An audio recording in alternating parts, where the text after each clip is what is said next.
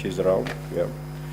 Then we have question number 071 by the Senator for Kirinyaga, Senator James Mrango. I do not see him in the House.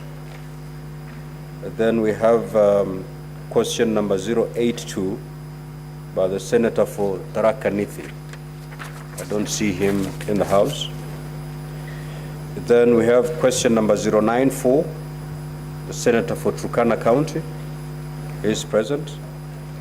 And then question number 098, the Senator for Nairobi City, who is present. And then the last question directed to that ministry is question number 119 by Senator Hamida Kibwana, whom I don't see in the House. So clerk, if the CS is present, kindly you may usher him in the chamber.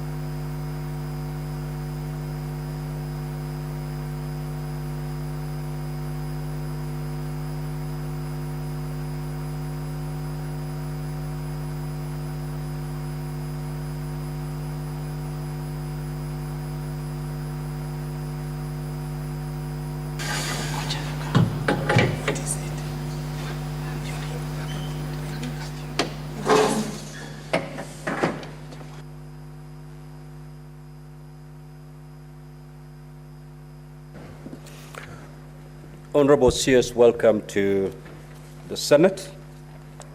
I hope you've recovered well, and now that you're in a position to respond to the questions. Honorable CS, the 6 questions have been directed to your ministry. The first question is question number 053 by the nominated Senator Beatrice Ogola. I will therefore allow the Honorable Senator to proceed to ask that question. Senator. Thank you, Mr. Speaker, sir. Mr. Speaker, as I ask my questions, I would like to welcome the CS to this question time and to thank her also for availing herself to answer to these questions and any other queries. Honorable Speaker, the first question is, could the Cabinet Secretary provide a list of all parcels of land that have been compulsorily acquired by government agencies since 2013, specifying the projects for which each parcel was acquired? And 2, Honorable Speaker, what is the status of compensation to the owners of the said parcels of land? And 3, could the Cabinet Secretary explain why, in some instances, projects were initiated before the affected landowners are compensated? And lastly, What measures have been put in place to expedite payment of all pending compensations? Thank you, Honorable Speaker. Honorable CS, you may now proceed to respond.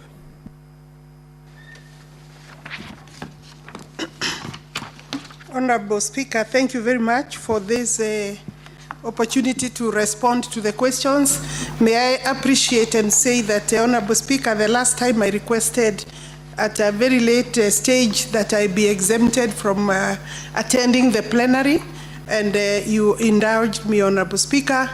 And it's good to say I realize that the accountability system in the country through the social media is quite high, and it is important for me, Honorable Speaker, to clarify, because I don't know where the information came from that I had sworn eyes, but you know, it could be taken that somebody had battered me, Honorable Speaker, that I had gone through eye surgery. So it's important for the public to know, because I also saw it in the social media, somebody wondering how what sworn eyes would prevent me from coming. So just for clarity to the members of the public and Honorable House, that I had gone through a surgery. Members of the public and Honorable House, that I had gone through a surgery in my left eye to just deal with some challenges there in terms of my sight. So Honorable Speaker, I'm here. Thank you very much. According to the question raised by Honorable Senator Beatrice Ogora, I have this response for her. Honorable Speaker, I am that according to Section 107 of the Land Act, the National Land Commission is the one mandated to acquire land compulsorily on behalf of both the national government and the county governments. Therefore, the matters raised by the Honorable Senator in this question fall under the mandate of NLC. To this end, the Ministry referred the question to NLC via our letter referenced there, Honorable Speaker, dated 15th November of 2024. We have attached a copy to that as Annexure 1, and I have not received any response. I thought initially maybe for purposes of making progress, if I get a response, I would bring the response. I have not received the response. I would therefore like, Honorable Speaker, to request that the Senate do take up this matter, because it's not my mandate, and it's important that I re-clarify, and I know Honorable Senators, Honorable House is aware of the mandate between the Ministry and NLC, that it is not, I do not hold the NLC accountable. I'm not, and I do not respond on their behalf. They are an independent commission, Honorable Speaker. They answer directly to the House, and there are ways of this House being able to bring them before the House so that they can deal with the, and they would be the people with the data, the agency with the data that is requested by the Honorable Senator. So I think it would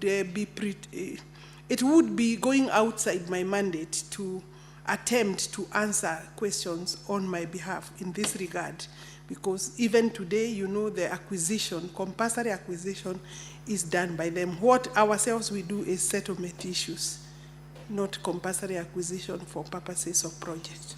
Thank you, Honorable Speaker. Honorable Senator Beatrice Ogora.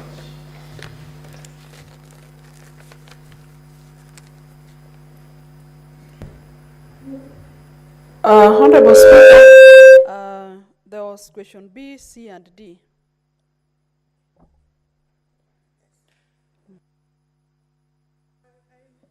I mean the entire question, because you are asking, Honorable Speaker, the Senator is asking about compensation to the owners in question 2. In question 1, she's asking the list of the parcels.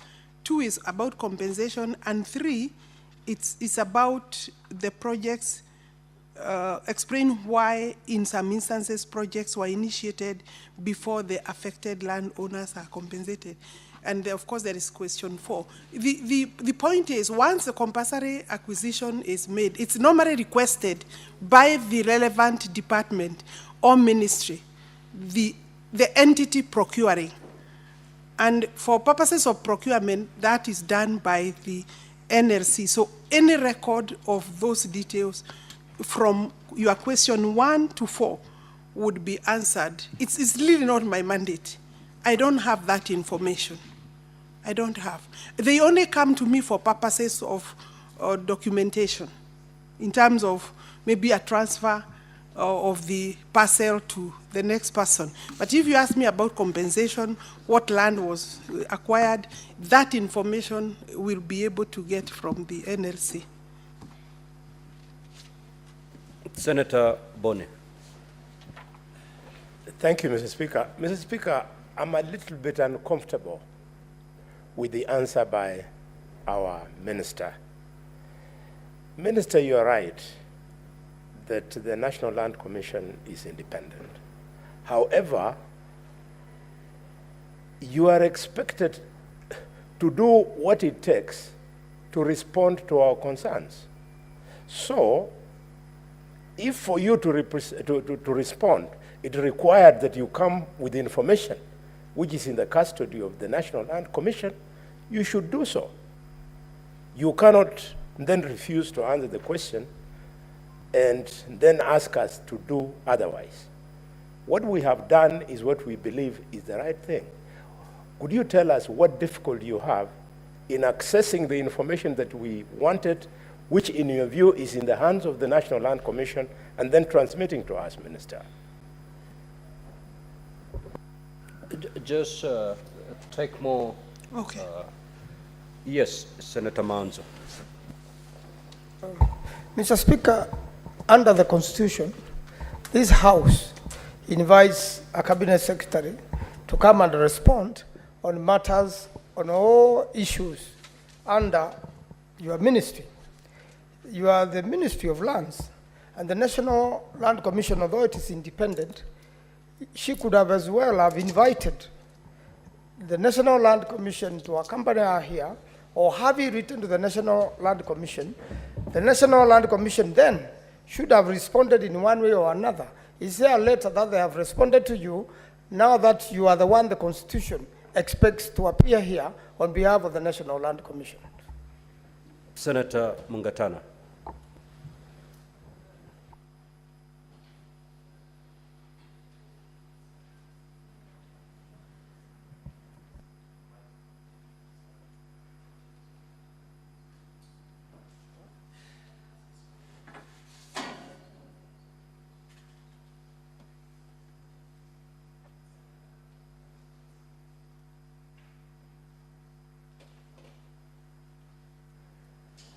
Thank you, Mr. Speaker, for giving me this opportunity.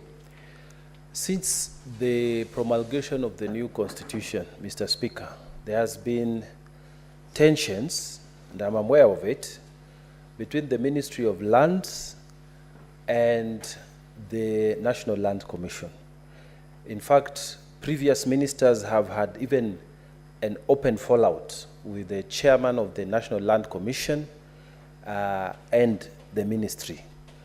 What we wanted to know, as she tries to navigate through the questions that have been put to her, is to tell us what is the relationship between the National Land Commission now and the ministry. How do they operate? Because we are like a Senate, very uncomfortable to be told that the minister is not able to answer questions relating to lands, and the whole country knows that the buck stops with you. So what is the problem? And if they can't take directions, what do we need to do? Because we cannot have people operating without responsibility to the people who employed them. That's the country, Kenya. Thank you, Mr. Speaker.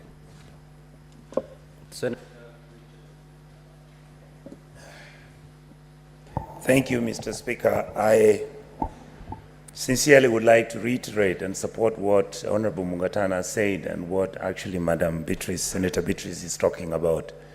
Madam CS, the problem we have, I'll give you an example. there are individuals in Uasin Gishu County who provided their land so that the expressway could be done on the southern part of Eldoret town. They gave out their land about 8 years ago, Mr. Speaker. This was a group of about 12 individuals. The road is there, it's being used, and what actually happened, Mr. Speaker, the national government somehow ended up paying, I think, 2 out of those 11 people. My suspicion is somebody must have given something small for that to happen. So, Mr. Speaker, the matter we are dealing with is, and we are persuading our leader, the CS Lands, because he's been in the National Assembly where we were. We want you, if possible, to give us an audit.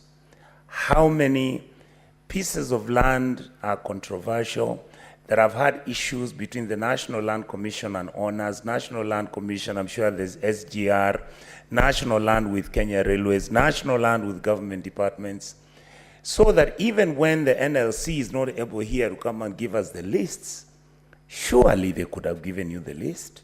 Surely they would have told you which ones are controversial. Because the feeling we are having is you are moving away from your very critical responsibility. You are actually, the buck stops with you.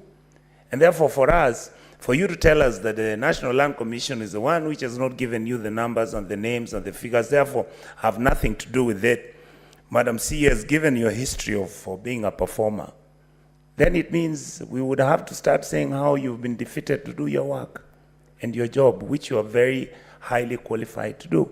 Thank you, Mr. Speaker. Honorable CS, you may now proceed to respond.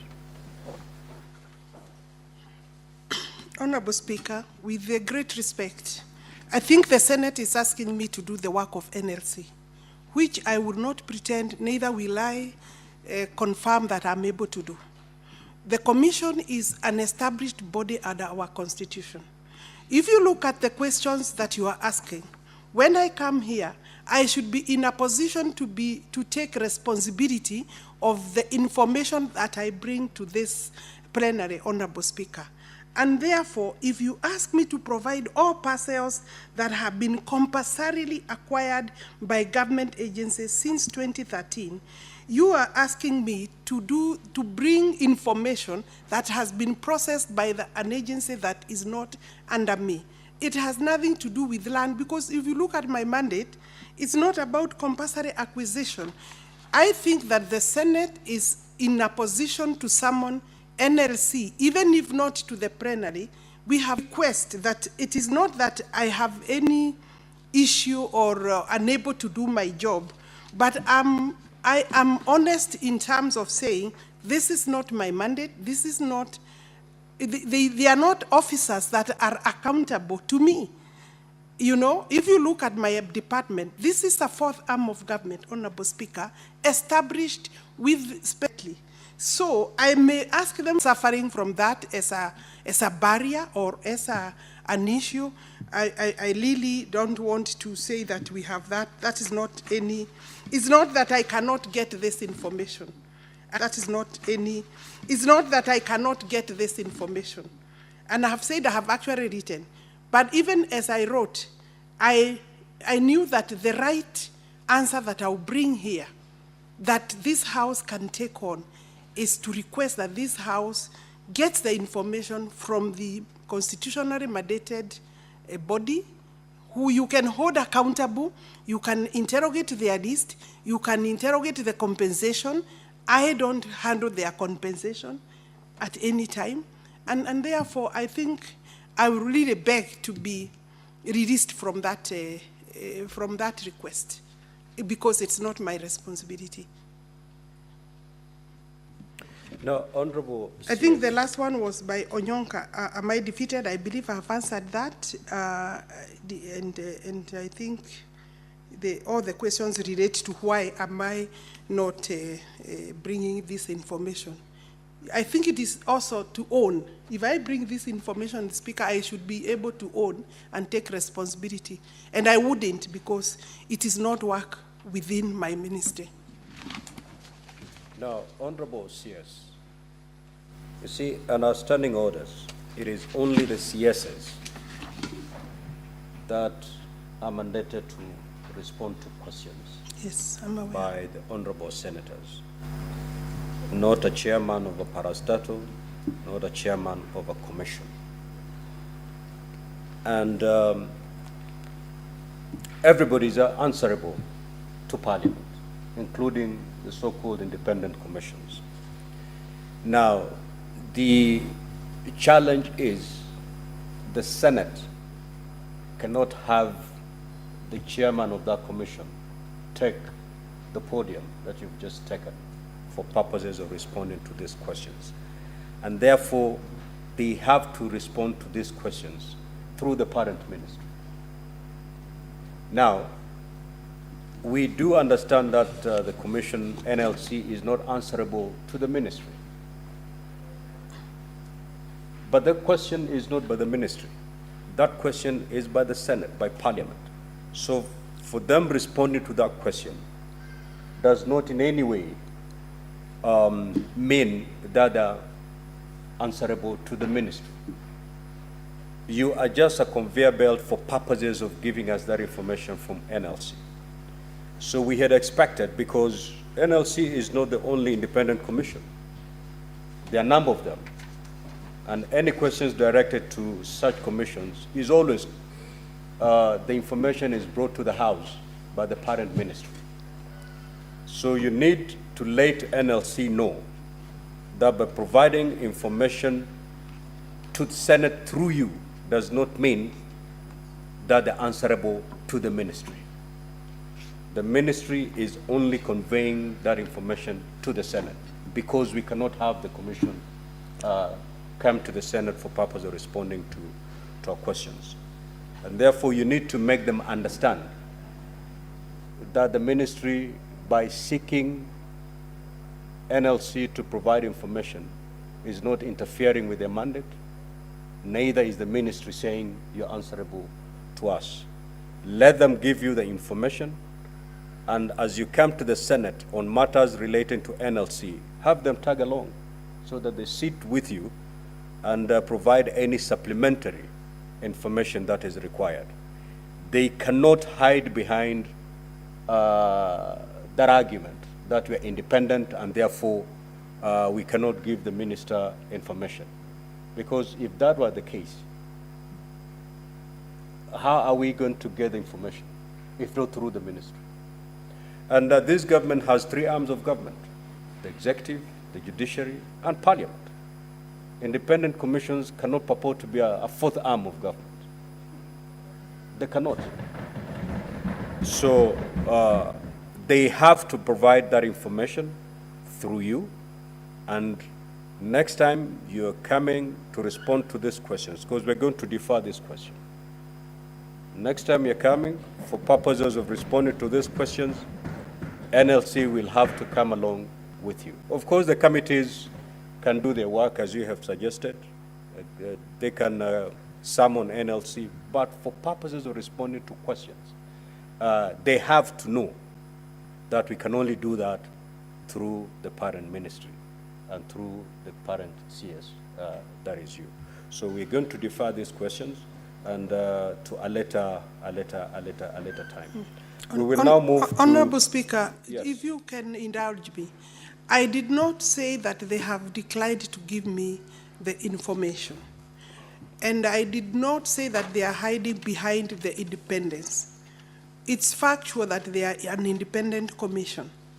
And the reason that they were given that space is so that the executive does not overreach.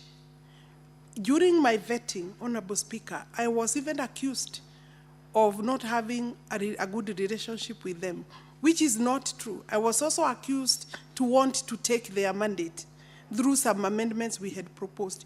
What I am the one who is saying the Senate is giving me or requesting the information from the wrong person, and there is another route that the Senate can get the same information, and I am not directing how this work should be done. All I'm saying is that, let me finish, because you know you will not force me to give information. I would rather that the first priority is given to the owners of the information, Speaker.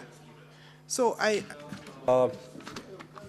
You cannot put a point of order again as a CS on the vote, unless you want clarification and intervention. Yes, Senator Sifuna. Chair, I'm a bit surprised because CS is a former member of this House. She knows very well that once a ruling has been made by the chair, she cannot argue with the decision of the chair. And therefore, I know you said I cannot raise on a point of order, but she's totally out of order. You have made a decision that we, in this House, interact with the head of the ministry. Whatever arrangements she has with the National Land Commission on how to source information, that is none of our business. The person who will appear there to answer is the Cabinet Secretary responsible for matters of land. I thank you, Honourable Speaker. Thank you. Yes, Bonnie. For the record, let it reflect that the Minister of Lands, who is my friend, is actually an advocate. And she's conversant with the Constitution of Kenya. Could she fall back to the provision of Article 35 of the Constitution of Kenya that will help her to access the information that we are looking for, and then climb down a little bit, Mr. Speaker, and subject herself to being answerable to this House? Minister, as a senior member of government, equally because I'm also a senior member of government, we are expected to make it easy for government to deliver. And therefore, when either the Speaker or the Minister then becomes argumentative and defensive, could the Minister clarify what she is defending? All we want is information, Mr. Speaker. Mr. Speaker, I propose that you direct the Minister to go back and come back with a proper question, nothing less. Now, Honorable CS, I think I've already made a determination on this matter. Now, just have your seat, Honorable CS. Just have your seat. We want to help you navigate this this matter. Now, you did very well because immediately you got the question. You wrote to NLC to provide the information, to provide you with the information that is required by Parliament. But NLC has not responded to your letter. Had they responded to your letter, today you'll be giving us that information. So don't take a blame where you know the person to really blame. Because one, you did the right thing. You got this question from the Senate. You wrote to NLC for NLC to provide the necessary information and respond to the question. NLC decided not to. Now, as a Senate, this is what we have advised you, that you're not meddling in the affairs of NLC by seeking this information from NLC. And NLC, if you had a Question, then join that meeting. so we'll move to question number, that is question number 098, Honorable CS. You may proceed to ask the question. Most appreciated, Honourable Chair. Honourable Chair, could the Cabinet Secretary disclose the current holders of the title deeds for the parcels of land in Kamkunji constituency registered as follows? Number 1, IR number 36/VII/1031, on which the Isili social hall stands. Number 2, LR number 36/V11/1031, brackets 619/33, which was designated for use as the Isili open air market. And lastly, Honourable Speaker, LR number 209/12/2, bracket. Proceed to respond.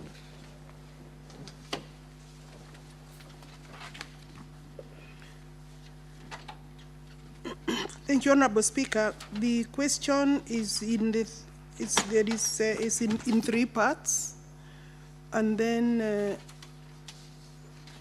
The answer that I'm providing this morning, Honorable Speaker, is that in regard to question 5.1 and 5.2, I request for more time to be able to provide a comprehensive response because I cannot find some of my records. So I'm not able to bring the information. I need more time. I have already assigned the relevant department to comb through all our records to see whether we can get the necessary files. Then we have number 3, Roman 3. I wish to respond as follows. I think I have given a long statement there.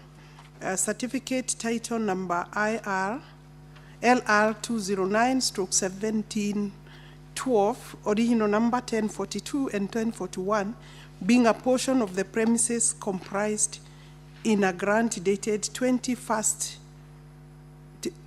of May 1929, is located in the city of Nairobi, measuring approximately 0.34436 of an acre, for a term expiring on 1st of August 2024, and for an annual rent of the amount stated there, 720, and we've given an extra 5 a copy of that title. The land was initially registered in favor of John Herbert Turner on March 1, 1929. The registered proprietor charged the property, and a charge instrument was registered on 2nd of December 1930.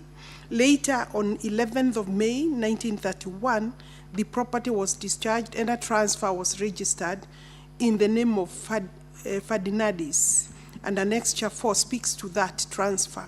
Honorable Speaker, on 27th of January 1933, this property was transferred to Kenya Loan and Discount Limited for a consideration amount of 10,000, but that was in 1933.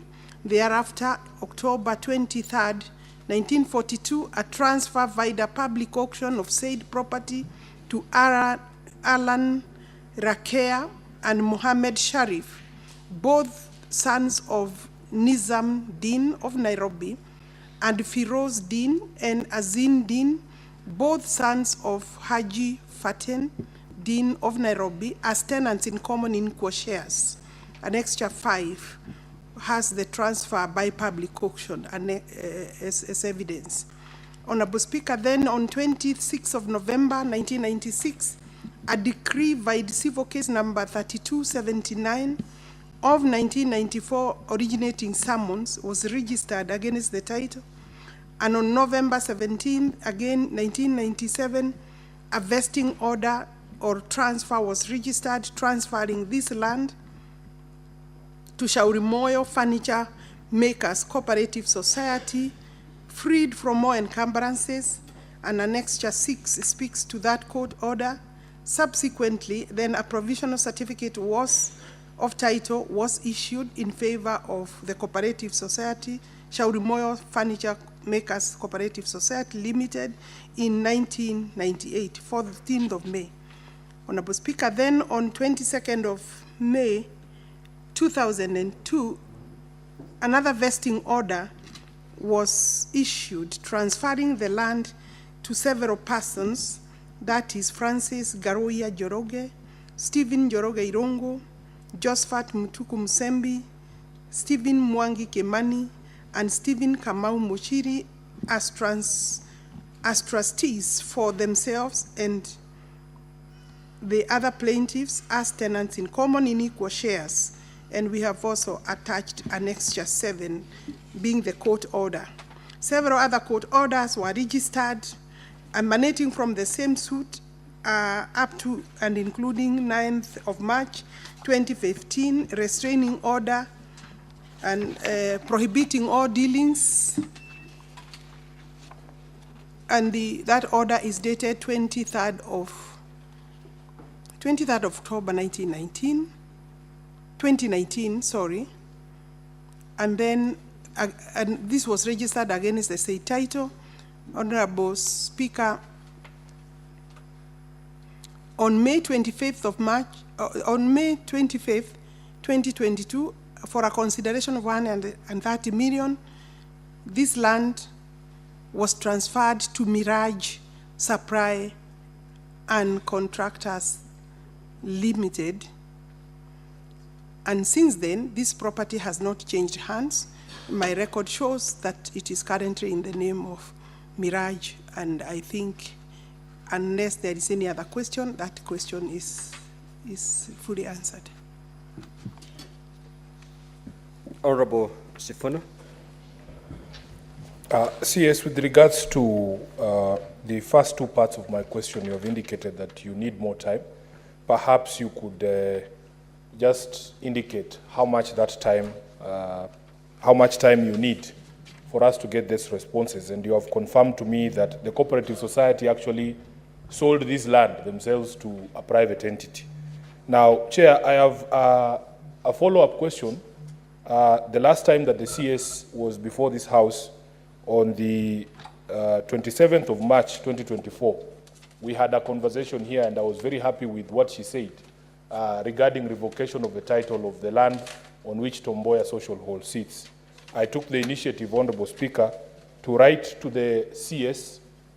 In fact, when she was here, she promised us that she would be revoking the title that had been given to a private developer and returning that land to the Nairobi City County on behalf of the people of Nairobi. Honorable Speaker, on the 8th of April 2024, I wrote to the Cabinet Secretary responsible for land, because even after her pronouncements, we could see that there was still development going on at the property. And she wrote back to me on the 13th of May 2024, saying that she's following up, and in fact that she was still, the position of the ministry was that that title was going to be revoked. So now that she's here, and she had made that promise before this House, I would want her to give the House an update on the process of revocation of the title that had been issued to a private developer over the land on which Tomboya Social Hall sits. I thank you, Honorable Speaker. Honorable CS.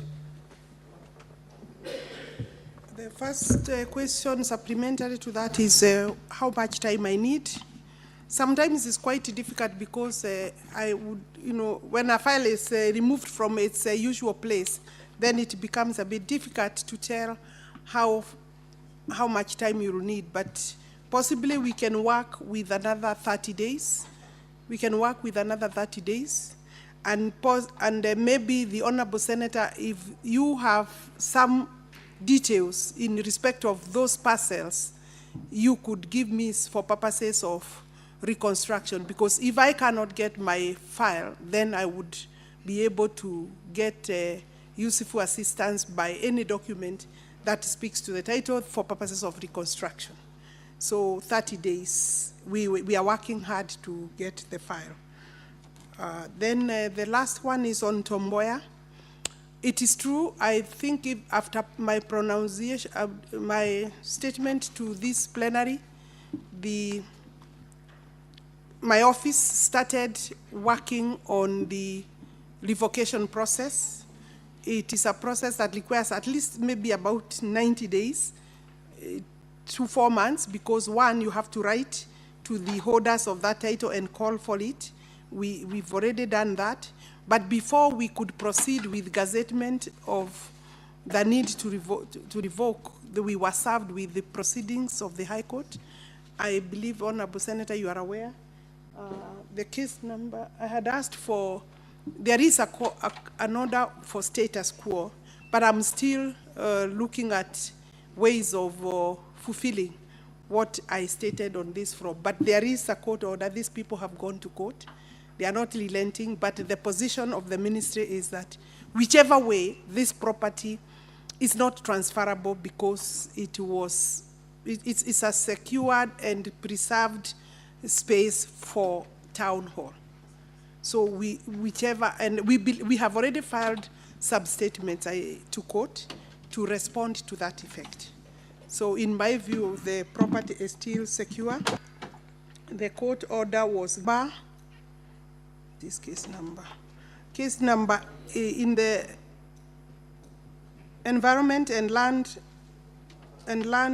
Court 0E053 of 2024, filed by by Ngami Properties Limited against the minister and the cabinet secretary rather. The status, the order was issued on that day, and this is maybe what is relevant, that there shall be a status quo, and we can maybe forward this. It is part of the annexures. If it is not, I will forward a copy of this order, Honorable Speaker, for record, for purposes of record. Thank you. So 30 days to get the response on question on the first limb of your question. Now, Senator Abraham Niraji, do you have any supplementary question? Where is she?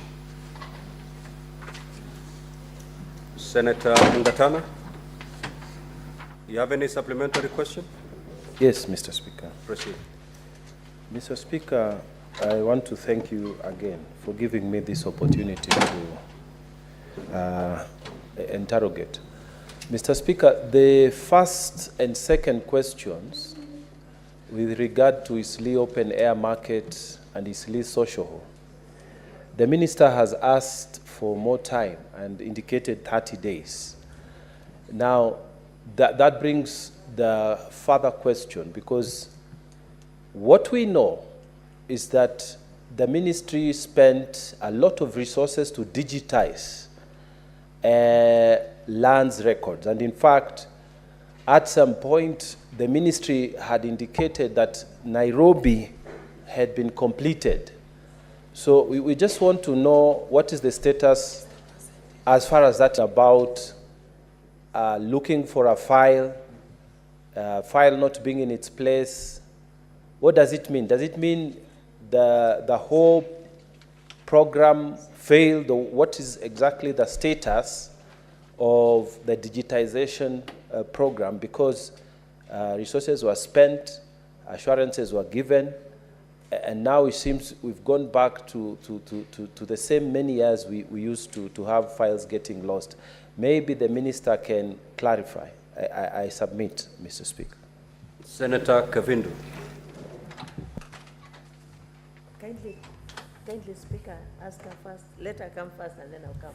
Let me prepare. No, it's up to me to decide the senator to speak first, and I've chosen you this time around. Okay. Mr. Speaker, my question is not in line with what is going on, but I wanted to know from the CS. And first of all, congratulations for your coming back. You've been really good on your work, and we congratulate you for your good work that you are doing. If the rest of the CSs were like you, Kenya would be good. But I wanted to know, Madam CS, Honorable CS, if it is in line with the law for a cooperative society of lands not to hold a AGM meeting for 5 years and no action is taken.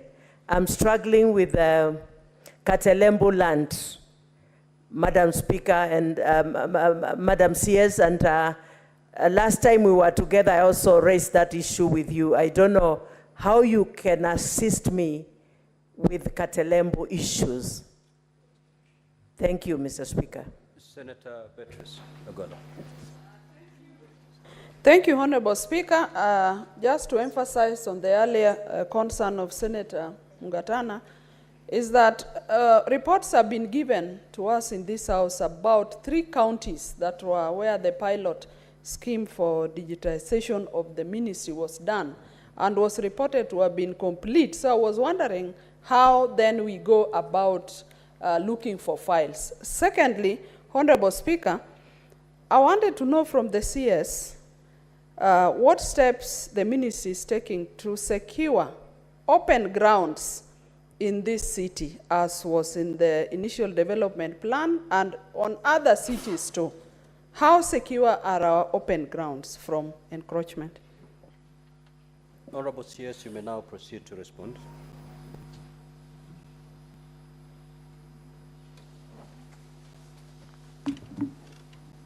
Yeah, the first question I think is from Honorable Mungatana. regarding digitization, how far we are. It is true the digitization process started in Nairobi registry. And, how then does that not help the question of missing files? Before you digitize, you need the files to be able to get that information and load it into the information management system. If you don't have the file, the hard copy file, then you have no information to put. So there are still a few parcels where the files are not available. The deed file, the correspondence file, if those in that hard copy material is not there, then you don't have that in the system.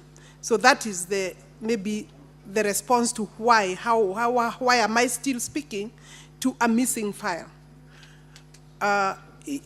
Ordinarily, for now, even when we have information in the system, because we still have the hard copies, we re-verify just to avoid any mistake.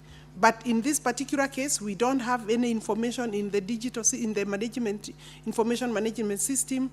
That is our Adisasa, and we also can't get the hard copy. So, but we will find them. Normally, sometimes they disappear completely.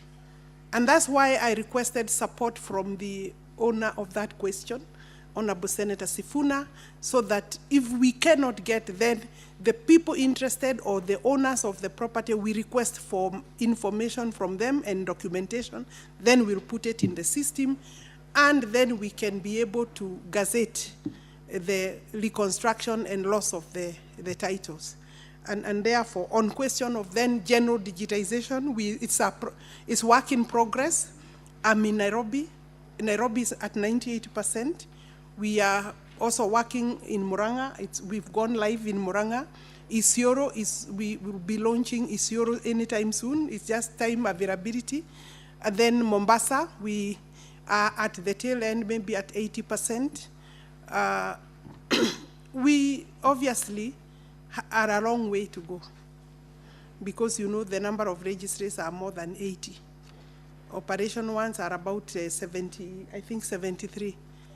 My lad registrar is not here today. He had another commitment, but what we are saying is that I did tell this house through the vetting that I need about 34 billion shillings to digitize the entire country. The information system is simply now at about 5 counties in terms of digitization. Because the hardest stations are Nairobi, Mombasa, Kisumu, Nakuru, and the others are, maybe in Kiambu, Murang'a. Those are where we have a lot of them, land titling has already happened. So we still need a lot of time and money. I had said if I got the budget, within 4 years, we can finish. So that's where we are. We now move to question. I think there was a question on Katerombo from my good friend, Honorable Senator Kavidu. If Honorable CS, if in a position to respond, you may proceed, because it's not a supplementary. Yes. I would just advise the Honorable Senator, through you, Speaker, that this is a matter that we could write to the Minister of Cooperatives and SMEs, because they have regulatory instruments that can direct AGM to be carried out. So people should not be held at ransom. And I know many land buying companies, like other public companies, take forever and they do funny businesses there. Even when they call AGM, they buy out some members and the AGM doesn't go well. But under the supervision of the government, national government, through the Ministry of Cooperative, that can be done, and done in a proper way. So we can have a conversation, but you could actually go direct to the Minister for Cooperative, and they'll be able to help that cooperative society. Thank you. If you need my support, I'm available. Thank you, Honorable CS. We will now move to question number 071 by the Senator for Kirinyaga County, Senator James Mrango. You may proceed to ask your question, Senator. Thank you, Mr. Speaker, sir. Mr. Speaker, my question was, Could the cabinet secretary state the number of persons classified as landless, commonly referred to as squatters in Kirinyaga Central Constituency, Kirinyaga County? B, what measures has the ministry put in place to ensure that all squatters across the county, and particularly those in colonial settlements villages along Mount Kenya Forest in Kirinyaga County, are desettled? C, could the cabinet secretary confirm when these quotas will be settled, including when they shall be issued with title deeds? And that's my question, Mr. Speaker, sir. Honorable CS, you may now proceed to respond.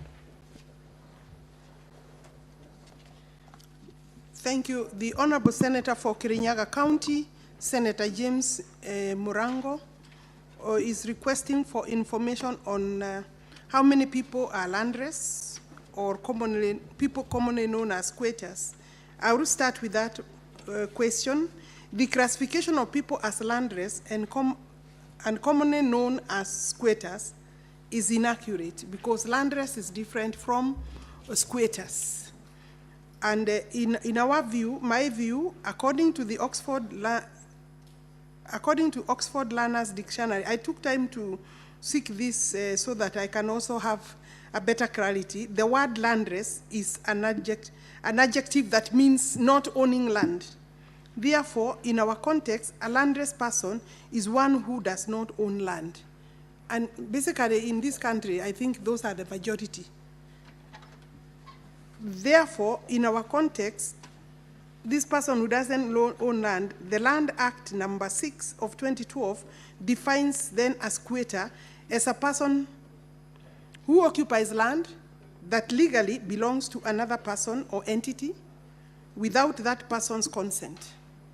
And therefore, these two terms cannot be used interchangeably.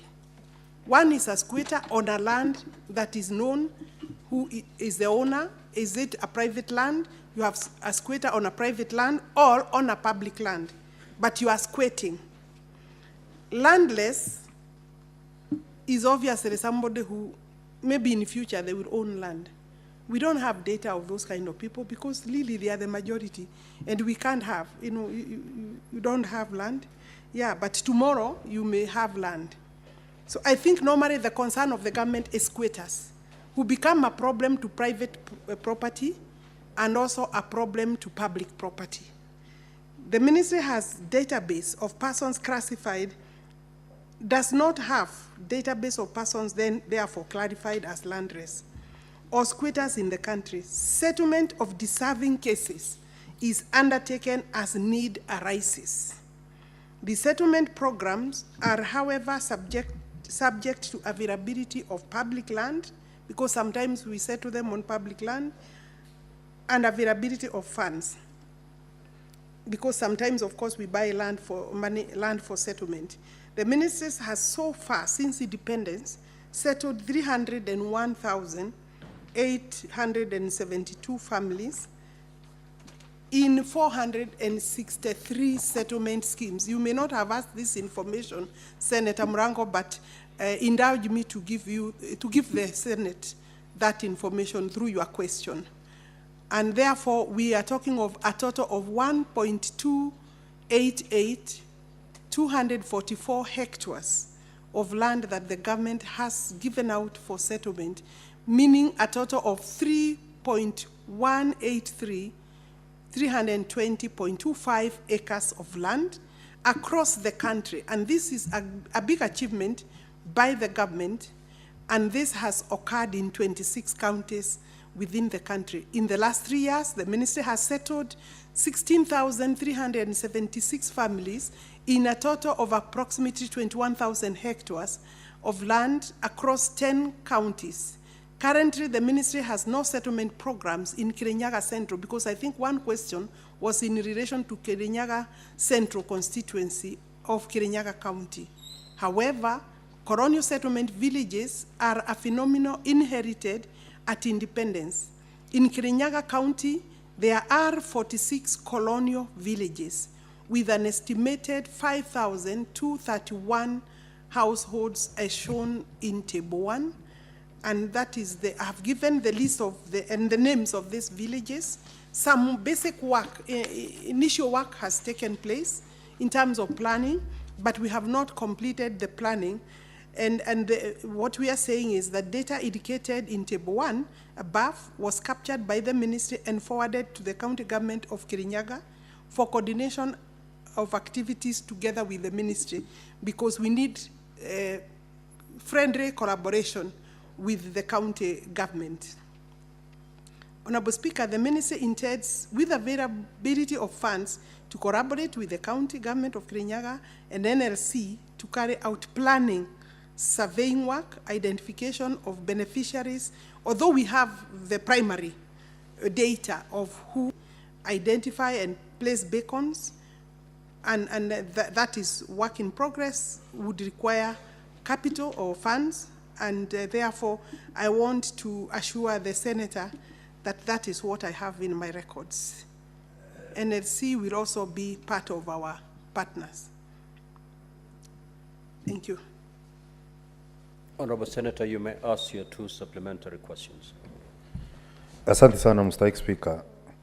Asante sana waziri kwa kujibu maswali ambayo nilikuwa nimeulizia, na niko na maswali mawili. La kwanza ningeuliza kwamba unajua vizuri kwamba katika Kirinyaga upande wa Mwea watu wameishi huko bila hati miliki kwa miaka na mikaka. Nyanyangu nilimzika akiwa na miaka 115 na bado hakuwa na hati miliki kwa sababu ya sheria gandamizi ambayo ina mambo ya kunyunyizia mashamba maji. Kwa hivyo swali langu la kwanza ni juhudi zipi ziko kuhakikisha kwamba wakazi wa sehemu za Mwea, ile inaitwa Mwea Irrigation Scheme, na pamoja na shamba la Southern Kariama kwamba wamepata hati miliki na ni lini? Swali langu la mwisho kwamba katika takwimu ambazo umeleta siku ya leo kuna vijiji 5260 ambazo zilikuwa ni vijiji za ukoloni. Waswahili husema mgala muwe na haki yake umpe. Toka zile vijiji za ukoloni mpaka leo wale watu wana hati miliki, na unasema kwamba ushapeana takwimu kwa serikali la gatuzi la Kirinyaga waweze kuanzisha mpango rasmi wa kupeana hati miliki. Mimi mwenyewe niko na kijiji ambao mimi niliachiwa na babu yangu ambao haina hati miliki. Huenda nikafa kama sina hati miliki kwa miaka hiyo yote. Ningetaka nijue hizi hati miliki zitapeanwa lini? Asante sana Mstahiki Speaker. Honorable CS, you may proceed to respond.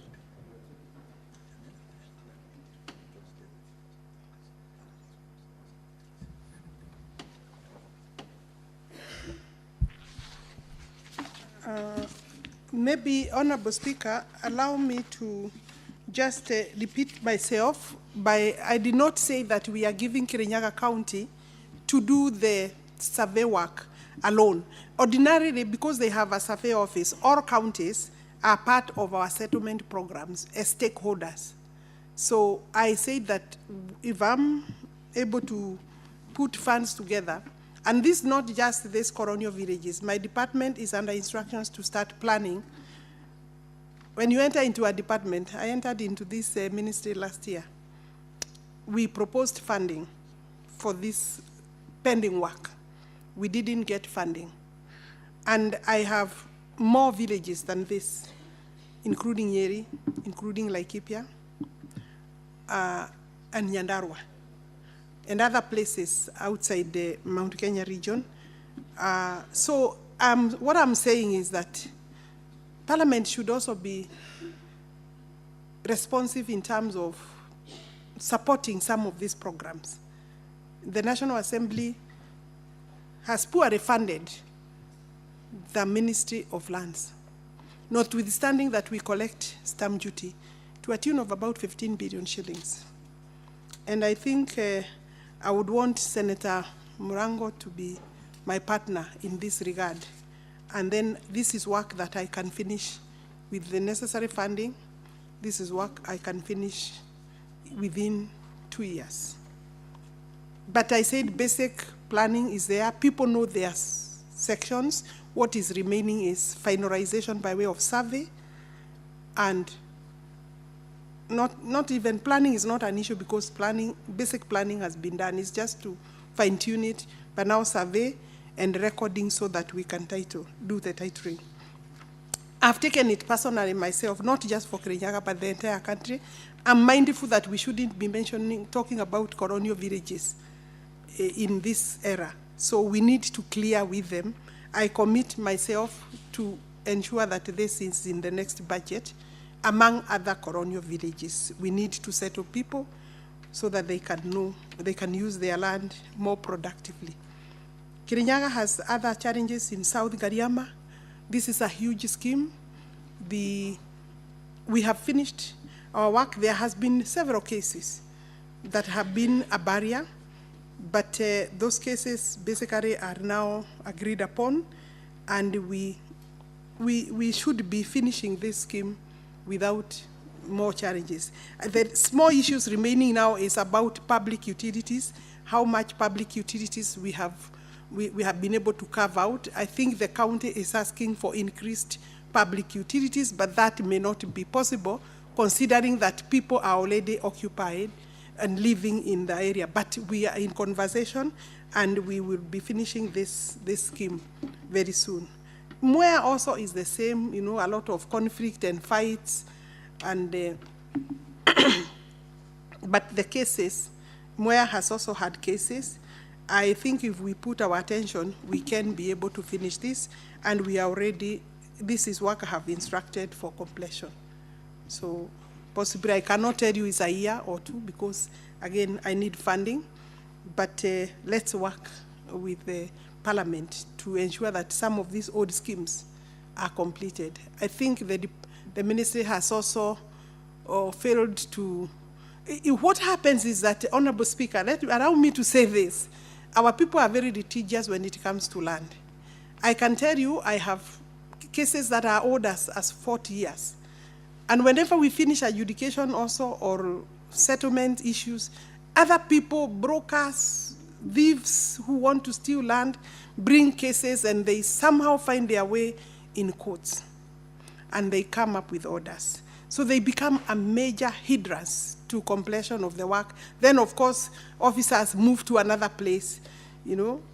Then other cases come along because after you have not finished, other people start eyeing the same. So it's quite complex. It's not a straightforward job like go and do it. But we need, as a country, to refocus in this particular, including adjudication, so that we provide sufficient funding for the department, State Department for Lands and Physical Planning. I don't know whether I've answered, but I desire to be your partner. Then we see how we can finish this. Thank you, Honorable CS. Senator Beth Siengo. Thank you, Mr. Speaker, for giving me this opportunity to ask a supplementary question to the Honorable CS. My question is on if the CS could clarify what happens in a situation where 2 or 3 people or more lay claim on the same parcel of land, or on one parcel of land, and rightfully they present even title deeds for the same parcel of land. Thank you, Mr. Speaker. Senator Kinyua. Thank you, Mr. Speaker. For me, I'm concerned about funding because she has repeated about funding for a long time, and she's saying that if she doesn't get funding, she wouldn't do so much concerning the issue of titling, Mr. Speaker. Because I know I had raised the issue of titling of minor village, which she is aware. I had mentioned about Likie. For me, now my concern, Mr. Speaker, is that how much money does the ministry need so that at least she would finish her work? And how much has she gotten? And if the amount she has gotten, how many years then are we going to wait so that we avoid asking the same question, Mr. Speaker, knowing that she has been given amount X and she wanted amount XY, so that we know how long as Kenyans we are going to wait, especially people from the areas he mentioned, especially in Laikipia, Minor Village, Likie, Marmanete Victis. How long are these people going to wait? Mr. Speaker, the most shocking thing is that when the minister or any government officer visit, they promised, and they give us even timelines, Mr. Speaker. So when people are given timelines, and when the minister comes back to Nairobi, there is no money allocated. So people feel like they have been misled, Mr. Speaker. Thank you, Mr. Speaker. Senator Miraj. Asante Bwana Spika. Swali langu kwa waziri ni kuhusiana na Bububu Settlement Scheme plot number 246 ambayo ilipitishwa na tume ya NLC kwamba wapimiwe na wapewe vipande hivyo vya ardhi. Na nimemsikia waziri kwa kauli yake akisema kwamba akona changamoto ya pesa. Ningependa tu atueleze katika gatuzi ya Mombasa pengine anapania kupeana vibali vya umiliki wa ardhi katika maeneo gani, kwa sababu kumekuwa na matatizo ya kwamba hata baada ya malalamishi kusikizwa na tume husika, baadaye kunatokea watu wengine wanapeleka kesi kotini, na wale ambao washapangiwa kupewa vile vipande vya ardhi wanashtakiwa na kunyanyaswa katika koti zetu. Naomba atupatie mwelekeo ni jinsi gani tutaweza kupambana na masuala kama haya pindi yanapoibuka. Asante Bwana Spika. Senator Kavinda.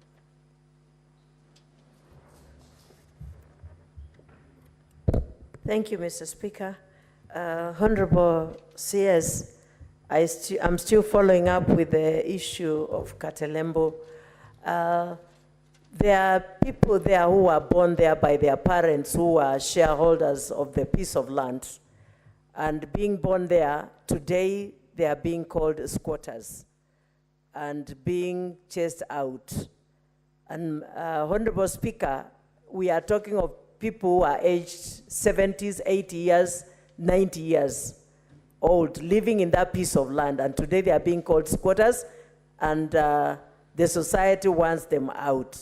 It's only that by the grace of God, I've been defending them, and the late Honorable Kabaka was still defending, and that is why, Honorable CS, I would request you to intervene for those piece of land, Katelembo. Otherwise, it's a big issue, and people there are owning title deeds. 2, 3, 4, 5 people owning one piece of land, and each one of them has title deeds. Where do they get these title deeds from?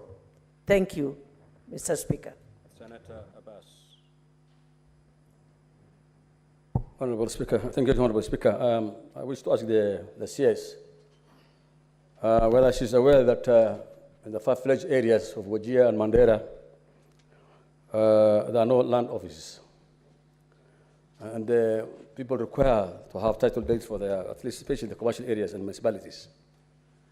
And they came all the way from Mandera, Wajir to go and come and look for title deeds. What is the plan for the ministry to open land offices in those nearby areas? Maybe in Garissa or Wajir somewhere. Is there any plan?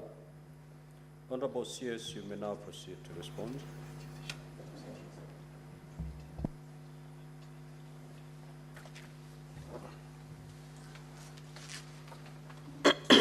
I think allow me, Speaker, to start with the question of Senator Bas, on Garissa, Mandera, Wajir.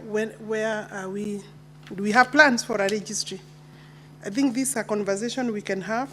The problem is having too many registries and fewer personnel, but also that to do a registry, you require about maybe between 80 and 120,000 for one registry.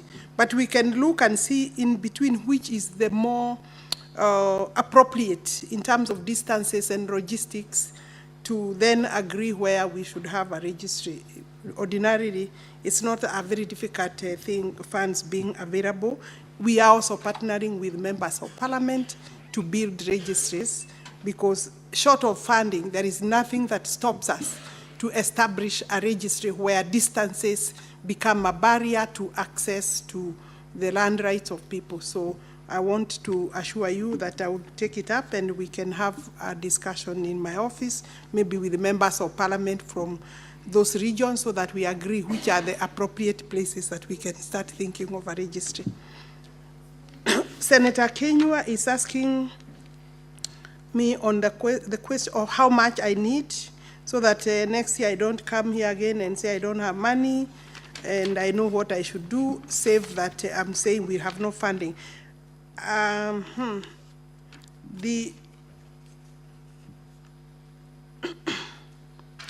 The estimates for colonial villages in Nyeri, Kirinyaga, and Nyandarua, we had done an estimate of 137 million shillings, and that request has been put to Treasury.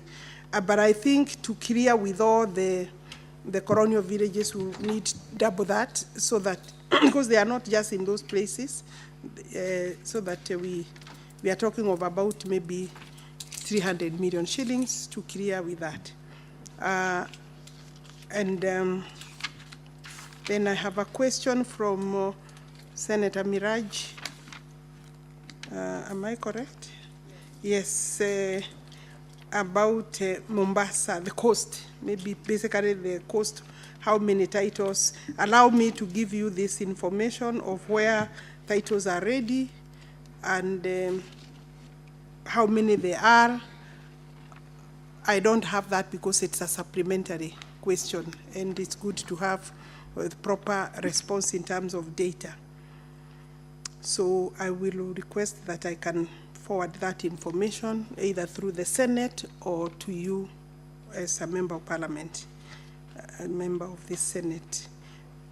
I have been asked a question on, again, Senator Kavindu is back to the question of Katerembo. To be honest, I don't have any information about this specific society or the land issues or question that you want me to address. What I can gather from you is that they are squatters, but there are also some owners. The cooperative, the land, this is a private land, but they are squatters. And I had said earlier that the question of squatters, Honorable Kavindu, the question of squatters is a very serious problem in this country. And the last time I appeared either here or before National Assembly Committee, I said that we are developing as a country a class of people who I would define as professional squatters. They move from one land to another, and believe me, they have owners. These people are just moving from one land to another once the land appears like it is vacant. Therefore, maybe we can have a meeting with you, Honorable Speaker. I would invite the Honorable Senator to my office so that I can be seized of the challenges she's raising. I think I don't want to add more, but if they are squatters, they would have to negotiate with the owners of the land so that possibly if they give them, that is, sometimes they are squatters who have worked in that land, but also we don't want to allow people to just come to your land. Tomorrow it's you. The other day it will be somebody else's land. I think people must also learn to respect the land rights of others. However, they could have a reason why they are calling themselves squatters in that land. Let's have a discussion. I don't know whether I have answered all the questions. What happens where two people, what happens where two people, I think that's your question, claim they have some title that appear legit, and then who is the owner? There can only be one legitimate title deed. There can only be one. So one of those titles is a forgery. So it means then you would have to interrogate the document itself, and also interrogate the record. The record will guide you to the ownership by name. And there are also features that we are able to, when we interrogate the titles, there are features that we know that we look for in a title deed paper, which will lead us closer to who has a forged title. Because some are just printed in the, I don't want to say River Road, because there are also other good things that happen in River Road. Let's say in the streets in Nairobi, Honorable Speaker. So I guess that is, and if you have any like that, you can refer to us so that we can consult the registry where they purport to have been issued from. Then we will be able to help. Senator Majaya Stewart.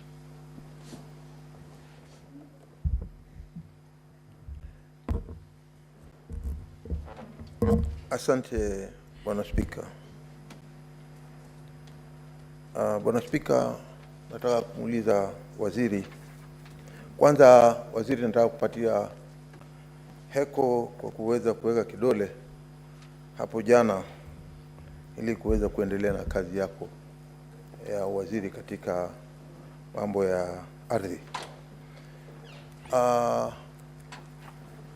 Waziri, kama unavyojua Kilifi County ambapo mimi ni senator wa hilo eneo, ni eneo la pwani na linajulikana sana kwa maskwota katika Kenya mzima.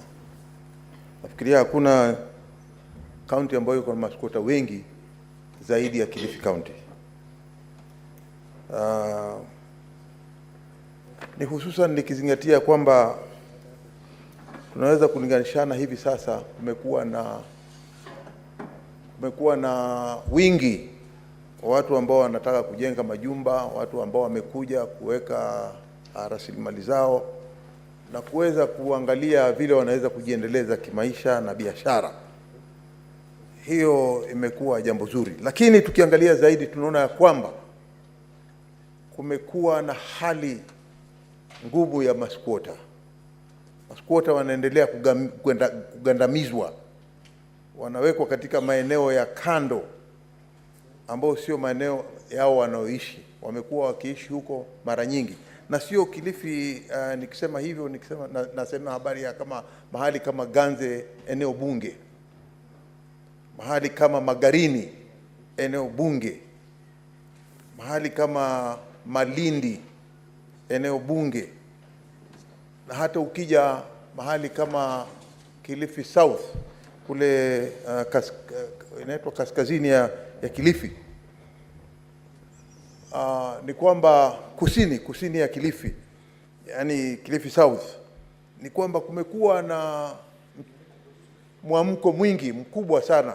Ukiangalia katika eneo kama la Vipingo, Kikambala, Mtwapa, kumekuwa na maskwota wengi sana. Sasa wanasongezwa, wamekuwa wanapelekwa katika ile hali ya kwamba wanaishi kama ambao si binadamu tena. Watu wanajenga majumba, watu wananunua, na wakija pale wanakuja na title wakisema kwamba wako na title. Watu wanafurushwa wakitumia polisi. Polisi wanatumiwa vibaya, ya kwamba watu wanapewa, wanaambiwa hii nendeni mkaondoe watu katika kikao wanachoishi. Ni hatua gani wizara yako ambayo inahusika na utetezi kama huu unaweza kutetea hawa maskwota, ama ni wizara yako ni hatua gani inachukua kuona ya kwamba maskwota wanaoishi kama ni Kaloleni, ni Rabai? Ukiangalia kama Rabai, sasa Rabai eneo bunge lote hivi sasa ni wawekezaji wanaotaka kuja pale kuweka mali zao na kila kitu. Sasa wamechukua ardhi na kuweza kusongeza wenyewe ile ardhi, waliozaliwa pale, na makaburi yako pale, makanisa yako pale, misikiti iko pale, skuli ziko pale.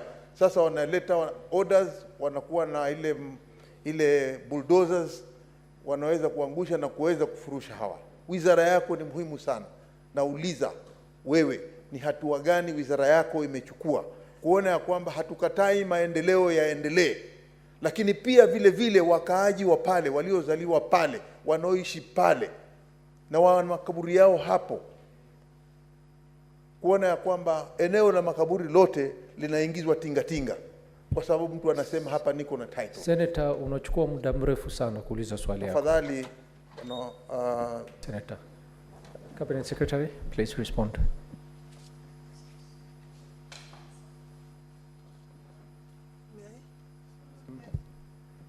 Senator Umgeni, you have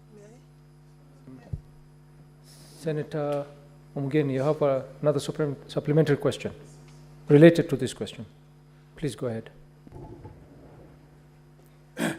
Yes, Madam Waziri, I wanted to ask a question related to the issue of compensation of land that has been acquired by government for various projects. And there are several residents of the county of Nyamira whose land was compulsorily acquired to construct Chebilat, Ikonge, Chabera Road. And they have been waiting for compensation for quite some long time. Could the ministry tell us what is causing the delay in compensating those residents of the great county of Nyamira? Related to the issues of land, Madam Waziri, is the rollout of this program of digitization and conversion of titles to e-titles. Madam Waziri, this rollout is causing a number of problems to many Kenyans, especially those who are illiterate, those who don't have phones that are able to take emails and the likes, especially the poor Kenyans at our rural areas. Is the government, through you, going to do maybe a system that addresses the vulnerable Kenyans? A number of them have actually been conned, because for you to do that conversion, you have to go to a cyber, get somebody to assist you, log the details into a phone, and you are not able to read. Really, I know we are trying to benchmark on what's happening from other developed countries, but what are we putting in place to protect the vulnerable Kenyans? Some of them even come from where my Honorable Chair, Speaker, comes from, who are not able to read. They don't have these phones that can log into the email and the likes. And finally, the corruption within the ministry, especially Land Control Board. Most Kenyans doing transactions for sale of land are forced to pay up to 20,000 shillings, some 30,000, before the Land Control Board can issue them with consent to either charge or to transfer, without issuance of any official receipts. Madam Waziri, do you think this Land Control Board is serving us well? And what measures can you put in place to curb the corruption within the Land Control Board committees? Thank you. Cabinet Secretary. Allow me, Honorable Speaker, to start with the last question of Senator Omugeni. I had responded to the digitization question, but I think your new question is how then are we preparing Kenyans, especially the vulnerable Kenyans, how to deal with how to interact with the information management system, because even maybe the equipments, the phones, the gadgets required, they don't have. Every change has its own challenges. And we have already agreed, and it's a government program that we are digitizing, and we are looking at the larger evil that we are trying to curb: theft of land, security for land tenure, and securing land rights, dealing with the loss of titles and theft of land. I think if you take that against Kenyans who are not literate, then you will find that it's, you know, the bigger problem will be addressed by digitizing. And then we can have a conversation how then we will help. Is it through the ministry that we shall have maybe a section or a department to help the vulnerable that need? And even today, if anybody goes to any registry, they will get help, irrespective of whether you are supposed to interact with them. They will still get help. And I think maybe that's what we should intensify. And administratively, my ministry will look into that. And you have raised an important issue. It is important because the reason we are digitizing is to make easy access, to enable easy access and effective access to land, land records. Corruption in land boards or by land boards or members of the land boards, maybe you would have helped me better if you possibly gave me the specific land board. The minister has authority to degazette a board if we feel is a barrier, is a challenge. So give me specific land board and I will gazette it tomorrow. But I will send a message, and I have kept sending messages. We have, if people also give money, I don't know why people have extra money to give for corrupt purposes. I think that you do not need to give any money. Cabinet Secretary, would you like to be informed by Senator Mugeni? Okay. How can I diffuse? Madam Waziri, this is extremely common in Ngong. Ngong. In fact, if you want to know the truth, you can send your undercover agents tomorrow, and you will see no receipts, no official receipt is issued. Okay, those who are able to pay are issued with their consent faster than those who are not willing to give the bribes.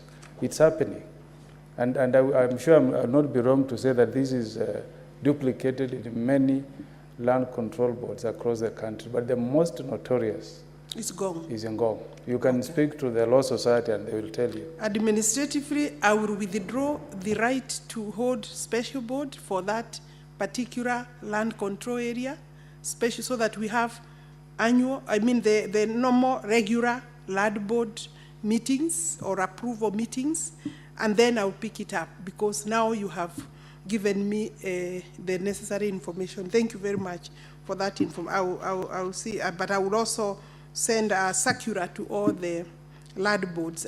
But we have a program coming up where we want to create awareness and retrain our land board members. You know, normally they get a small allowance, but they must know when they accept that it is not for payment, they cannot be soliciting for money, and they let them hear me on the floor of this plenary that anybody caught soliciting money as a member of the land board, the entire board will have to go.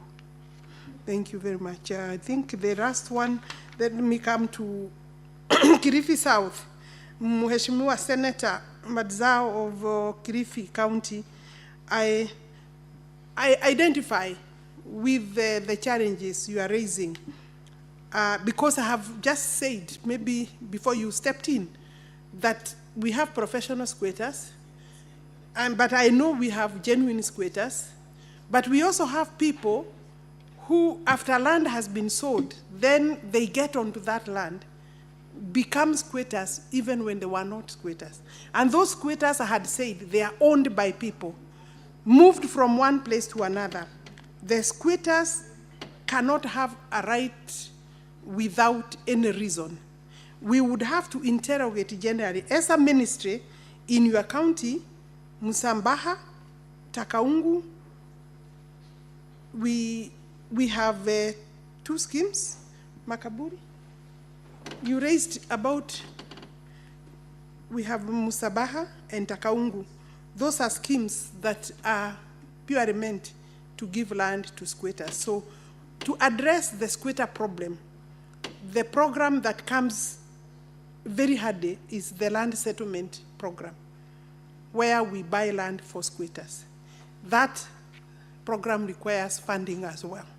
So I think if you ask me as a ministry, what are you doing, is that whenever we have money, we buy land, but we also need to be specific and strict about squatter problem in the entire coastal region. Because you know, you said that there are squatters who are being evicted. There are court orders. It's for somebody to get a court order, they have secured they have been able to persuade the court that they're owners of the land. So these are very complex issues. And I think some of the people who sell that same land are those people who you are calling squatters. So I would want us to be very specific. We deal with one after the other so that whenever we have funding, we can address specific squatter problem. And being very selective and very careful, because we cannot we cannot afford to buy land for everybody. Genuine squatters, and even settlement schemes in Mombasa, we are having a challenge the entire Mombasa.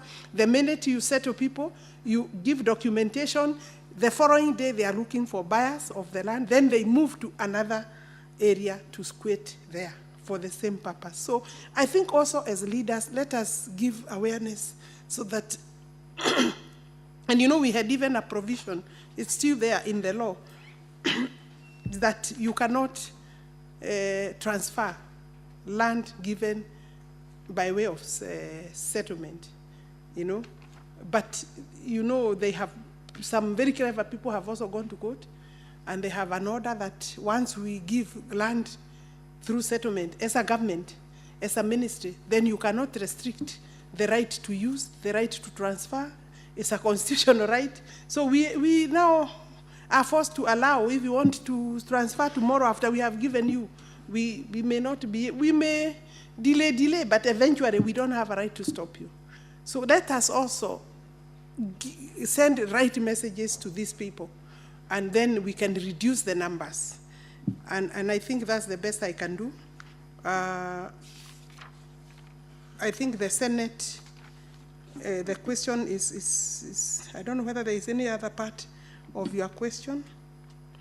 I think Omugeni was talking about acquisition. I think your question was generally about the compensation, yes. I wanted to exhaust Senator Madizayo's. If he's satisfied, I can move on to the second part of Omugeni's question. Senator Matsayo, you have a point of order? Ndio, Bwana Spika. Bwana Spika, pia ningependelea kuona kwamba ile Land Control Board ya Kilifi sasa imejitumbukiza kwenye hiyo hali unaosema ya ufisadi. Na iwe karatasi ziwe zinatolewa na zinaenda kwa mashinani, na ndio sababu hao maskwota wanaweza kufurushwa. Polisi pia wanatumiwa vibaya kuweza kufurusha watu katika maeneo yao. Kwa hiyo kama ni uchunguzi ufanywe, basi pia unafanywa kama vile ulivyo direct ufanywe eneo la Ngong, basi hivyo nataka uchunguzi ufanywe katika Land Control Board ya Kilifi. I think maybe you could come to my office, we have a discussion so that I understand the challenge of Kilifi Board, and then we see how long has it been in place, and who do you have specific persons so that we don't punish the entire board for the sins of one individual. So I think that we can have a discussion one-on-one in my office next week. You can, my number is basically public, but also my office will be able to give you. Senator Mazayo, we have to proceed to the next question. Yes. We've spent too much time on this, so please, I'm saying I'm available for his many yes, questions. accept the invitation Kindly. by the minister to discuss the issues in Kilifi, so that you can allow the House to proceed to the next question. Yeah, because some Thank of them you. are separate. Honorable senators, will proceed to the next question. On acquisition, I had already, I think we had exhausted, and this floor, the speaker gave us a ruling regarding compulsory acquisition, because I had already said earlier, I don't want to open the issue, but I had already said it's a mandate of NLC, but the speaker made a ruling that we need some particular information. So I will be responding to the Senate on this in detail with the necessary information. Thank you, CS. Then there was the compensation is the one I said. It's a question that we had exhausted. I think Cabinet Secretary. I move to the next question. We'll take the next question Yes. from Senator. Thank you. Question number 82 by Senator Mofire. Thank you, Honorable Speaker. Honorable Speaker, I would want to know from the Cabinet Secretary, there are quite a number of issues that are affecting Tharaka Nithi County along the boundary between Tharaka and Meru County, Honorable Speaker. And this is why, Honorable Speaker, I want to know from the Cabinet Secretary whether she can provide a status update on the adjudication of the areas along the border of Tharaka, Nithi, and Meru counties, particularly Toroni, Viti, Nkondi, Tulema locations in Tharaka Nithi County, which have been subject of long-standing land ownership tussles. B, Honorable Speaker, when will the Ministry issue titles to land owners in these regions, Honorable Speaker? C, Honorable Speaker, the Minister should also give us the steps the government is taking to demarcate the boundary between the two counties, and which is likely to quell the tensions between communities on either side. Thank you, Honorable Speaker. Cabinet Secretary.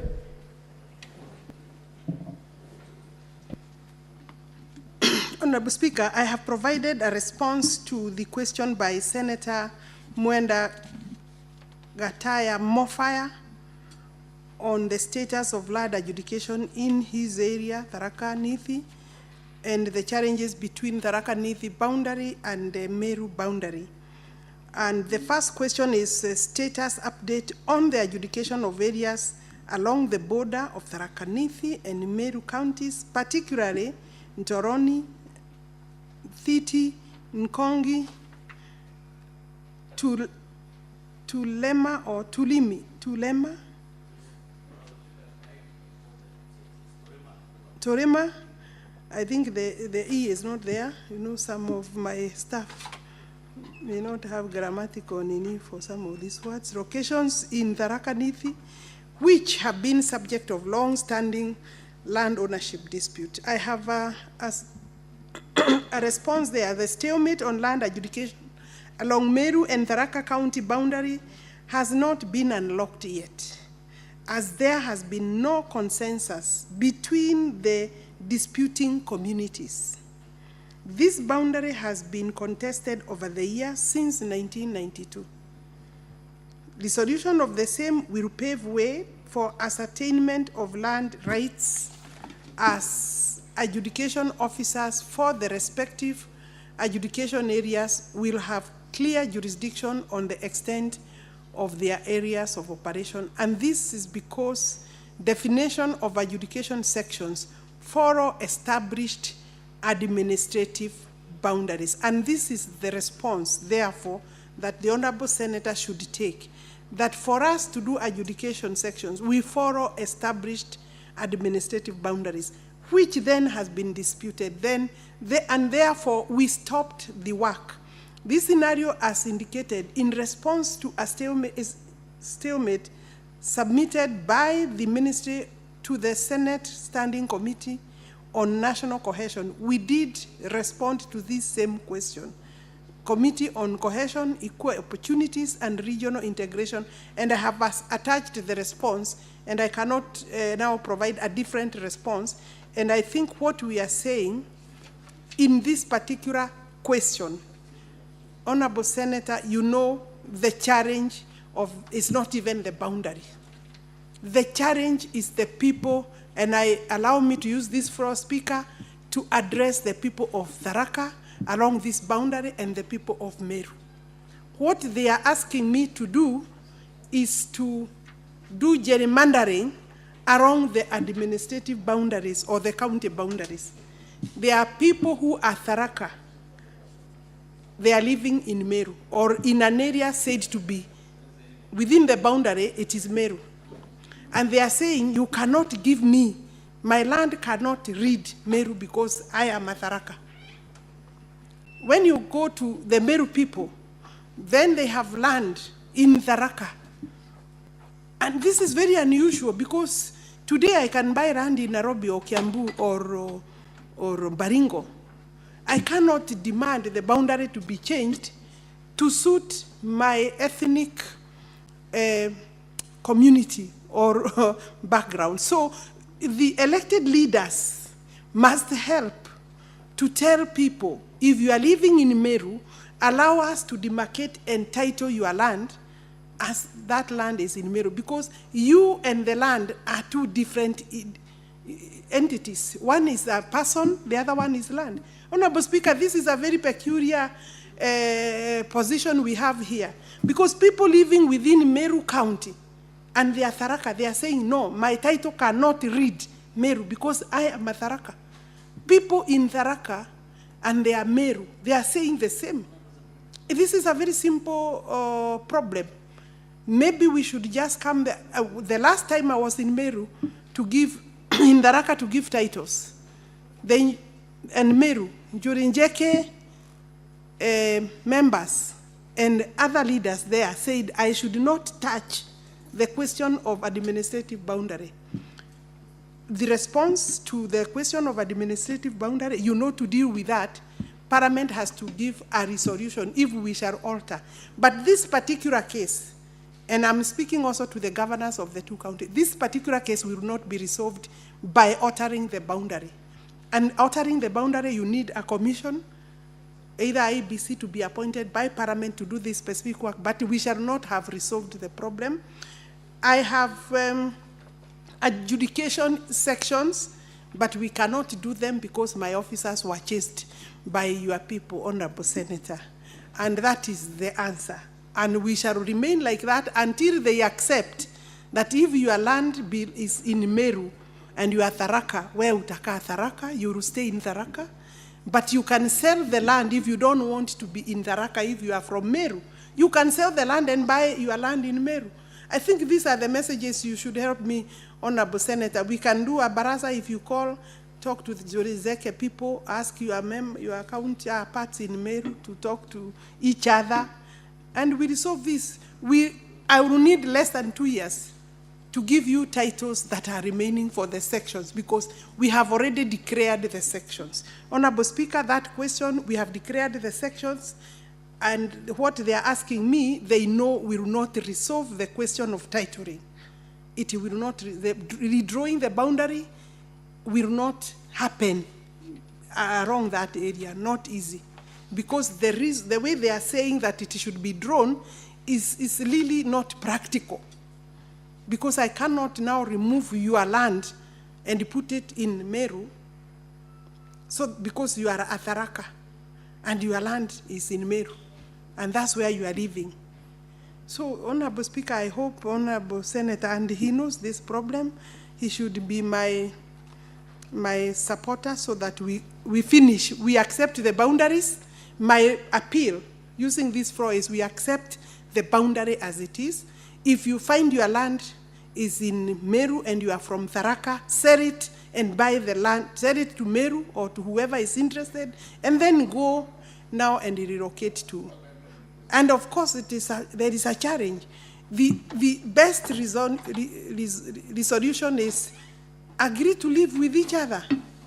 If you are a Meru and your land is in Tharaka, these are physical boundaries. Why are they becoming a challenge? I don't understand, because Kenyans can live anywhere, irrespective of your ethnic boundary. This is not a problem that can be resolved by redrawing that boundary, because there will be other people inside, very inside, away from the boundary. There will be a Tharaka person living within Meru. Will I go for him by changing the boundary? I think these are things that are painful for us. We have already declared the adjudication sections, and we are ready to finish once this. And this problem is more political than legal. This problem, Honorable Speaker, I have no doubt, I have analyzed it, it's more political than legal, and sometimes people use it to do politics. And I'm not saying Honorable Senator is one of those who use it, but he knows that it's quite political, it's quite emotive. People kill each other over that subject. And therefore the ministry has reached a point where it will ask the leaders to go back and speak to their people. The second question is titling. Adjudication sections take approximately 2 years. I think you wanted to know how long. 2 years to complete when all other factors are favorable. The ministry will hasten the process of adjudication in the stated areas as soon as the boundary issue is settled. So we have left that matter until we resolve those questions being raised. Despite the challenges over the county boundary, the ministry has previously completed adjudication of various sections as indicated in Table A. I have a table, Honorable Senator, there that has given a list of 10 adjudication areas with a total of 7,780 parcels. And then in B, adjudication sections finalized. These are the Table A is registered adjudication sections, and then Table B, sections finalized under the National Titling Program, where we don't charge. And I know most of your region, we were working with that program, where we produce titles at the National Titling Center, which is funded separately. And then you can see those are another 11 sections for B. And then ongoing adjudication sections, Siakariga, where we have 500 objections. We have commenced work, and then we receive 500 objections. We cannot proceed with that particular matter until the objections are resolved. Then there is also a case petition, number 5. Talk with these people, they remove the case from court. Honorable Senator, call me. We can talk with them together, with you.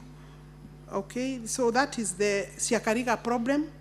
And then stored adjudication sections due to boundary dispute are 3. All the others are going on, but if you look at D, Table D, Turima, Karocho, Mukodhima, there you can't step in there. Your people chased my officers, and they were told to leave. So we need to have a very serious, open, candid discussion on how to deal with the dispute so that we can complete the 7,942 parcels for those 3 adjudication sections along the disputed boundary. And then in response to 3, Roman 3, I wish to respond to the Honorable Senator as follows. The boundaries of Kenya's counties were established by the 2010 Constitution of Kenya. The 2010 Constitution, which replaced the previous provincial system. The boundary between Meru and Tharaka Nithi is described in the District and Provisions Act of 1992. However, this boundary is contested. The Constitution in Article 188(1), Honorable Speaker, provides the following in relation to variation of county boundaries.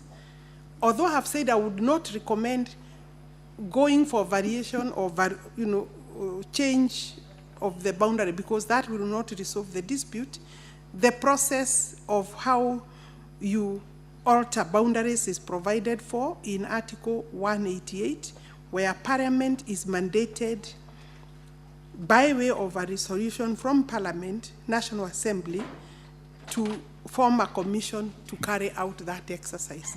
And obviously, because we have an IBC, although now not fully constituted, because this would require the full commission to work, then they would be able to request, instead of getting another commission, request the services of IBC. But I'm saying maybe before then, this is something humanly possible that the leadership of the 2 counties, at governor level, at senator level, at members of the constituencies around that boundary can sit. But do I say, I don't think there is any discussion going on between the 2 governors, for example. When you step there, you are told, don't touch. And a minister is told, no, Dio Maneno, we have not finished with this boundary issue and we don't want titling to go on. That is their position. You have More fire.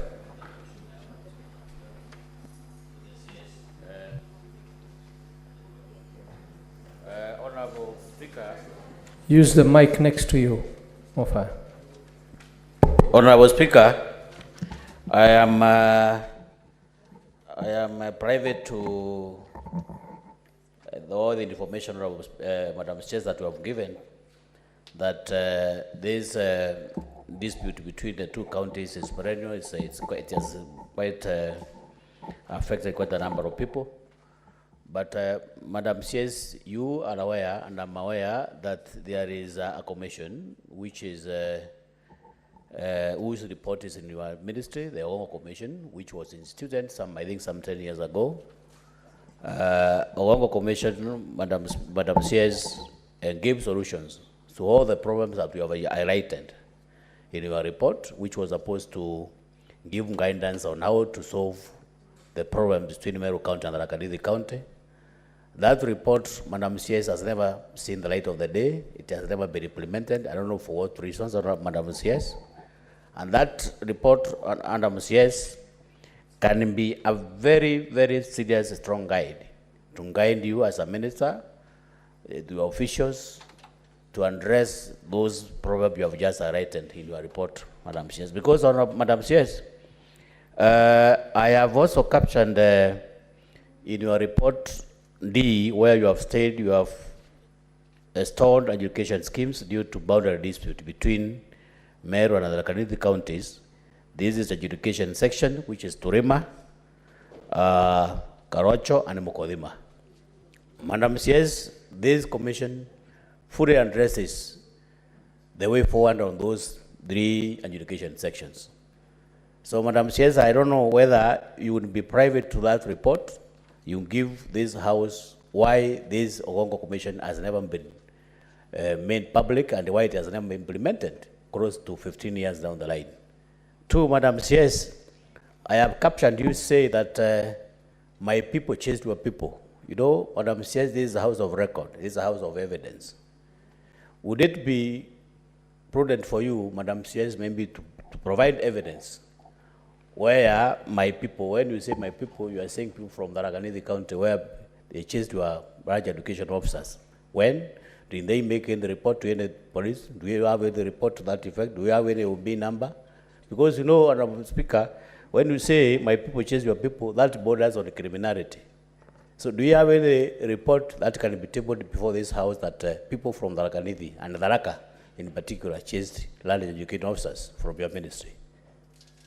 So, Honorable Speaker, I think I would want to know to the own commission when we need to be made public, because it can give solution to all these problems that Madam CS are just highlighting this before this House too. Very well, Senator Mofao, the question has been heard. Senator Cherargei, you have a supplementary question? Thank you, Mr. Speaker. Sir, mine will be a question, follow-up on supplementary. Mr. Speaker, I've heard the CS saying squatters or squatters. We also have similar problem in Nandi.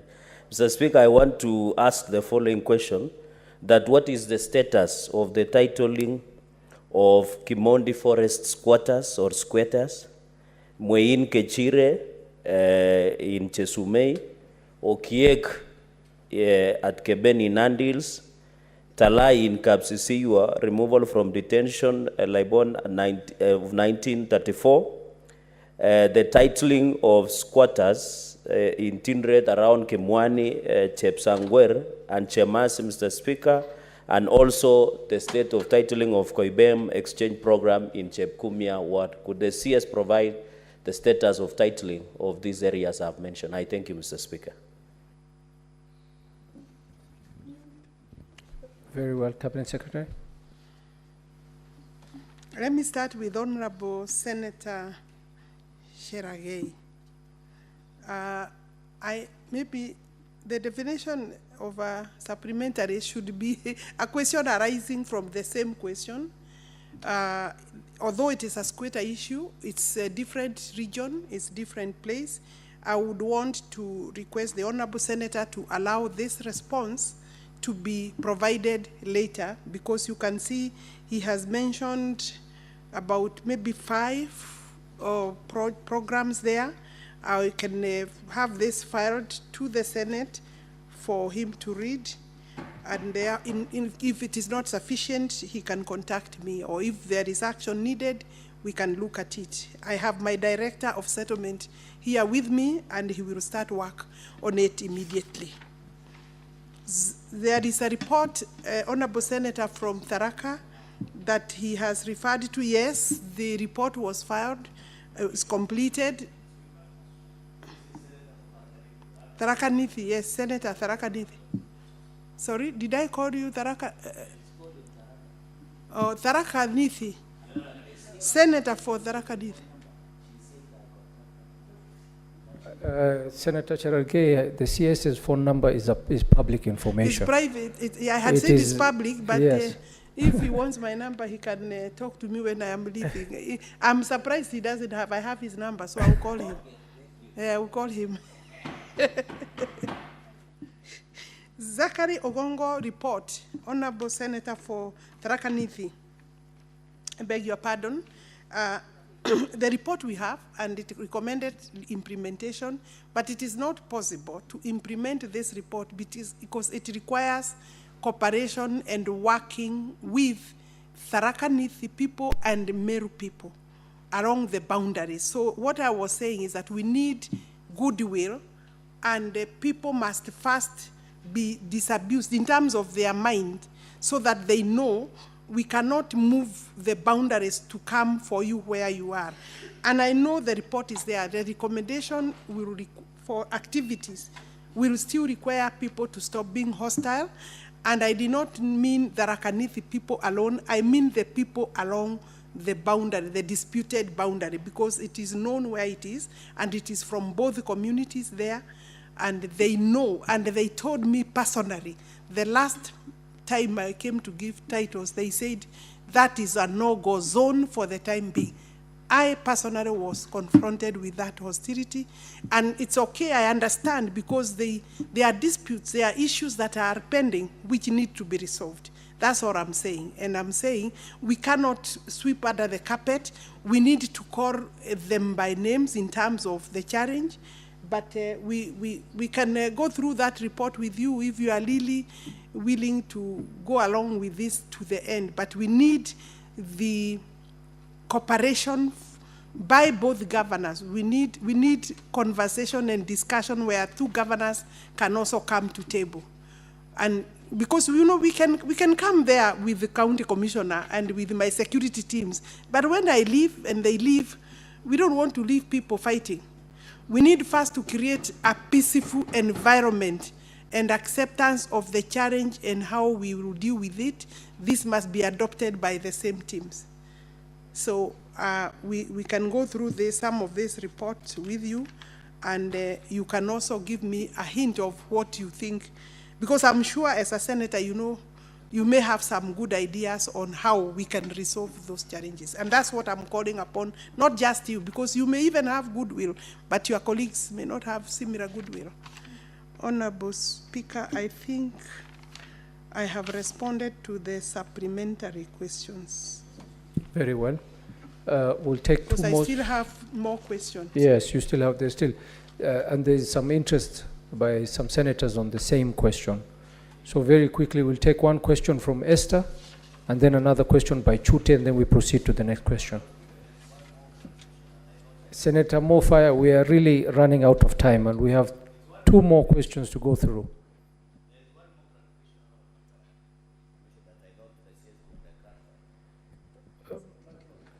Why don't you make an appointment to see the... No, the CS has really exhausted on your question and explained. So...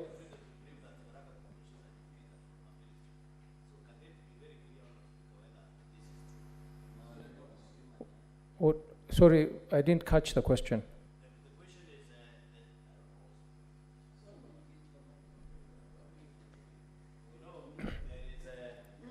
Can you give him the mic? That mic seems not to be working. Give him the next mic.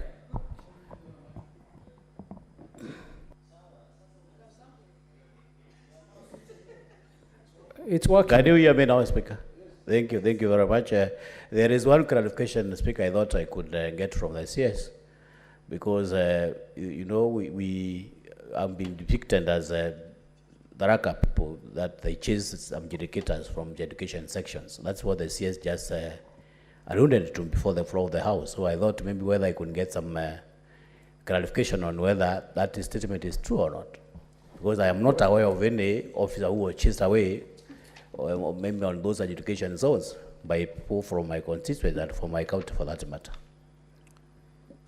Honorable Senator, that information is on the ground. This happened in 2014, and they declined. They said they will not participate. Adjudication requires a community committee that you form, committee for adjudication, and that is the community people. So and then my people will come and facilitate the meetings. They said they don't want that work to be completed until the dispute is resolved. And that is how now even, you know, the Zachary Commission, the report was, you know, we went now to report issues. I think we have agreed there is a dispute. And I'm sure you know that, you know the dispute exists. If there is a dispute between the two communities, what else, how else is the ministry going to work? We deal with the dispute first. And I'm not imputing bad faith.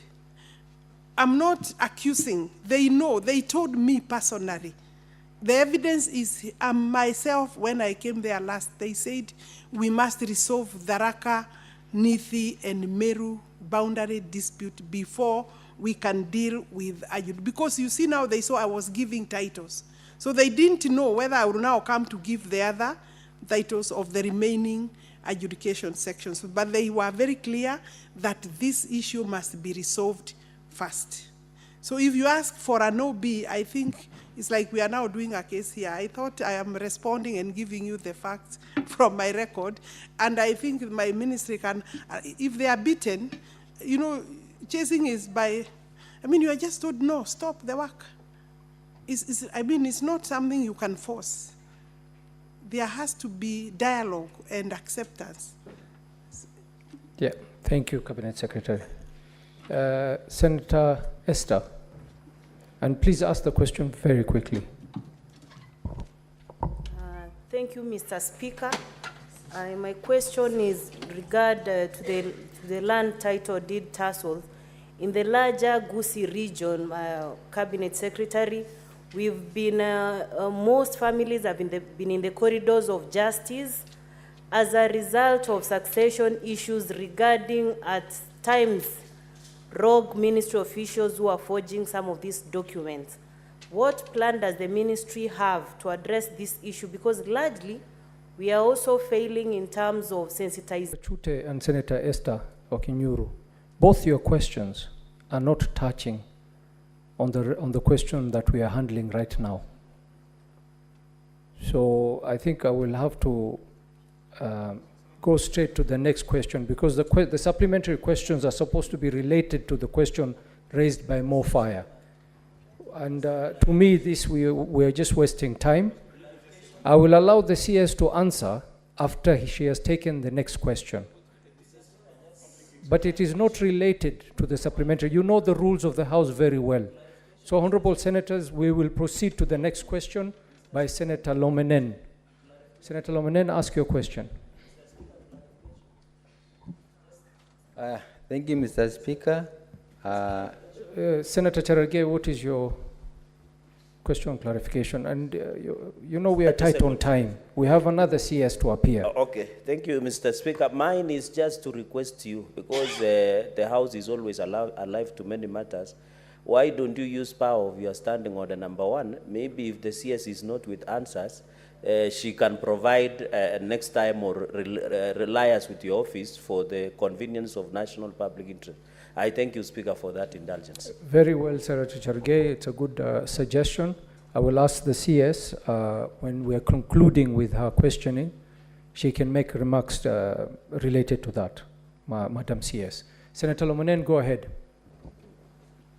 Mr. Speaker, in relation to question number 094, because of time, I want to inform that on Wednesday last week, we met with the President, His Excellency, the President of the Republic of Kenya, with the leadership or elected leaders from Turkana County. And we discussed in length this issue of housing. Because we were contented and we were all... Senator Lomenen, I don't want to interrupt you. Yes. But you know the rules of the House. Yes. Are you withdrawing the question or are you asking the question? I am...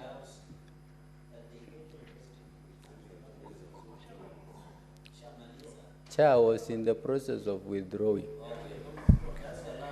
Senator, let me remind you, once the question is on the order paper, it is the property of the House. So I would guide you to read your question, and the Senate and the Cabinet Secretary will respond to it as required by the rules. Thank you, sir. I had also consulted the first speaker who was there, and he advised me to do so. So I can... Just one moment, Yeah. Senator Lomenen. Yeah. Just one moment.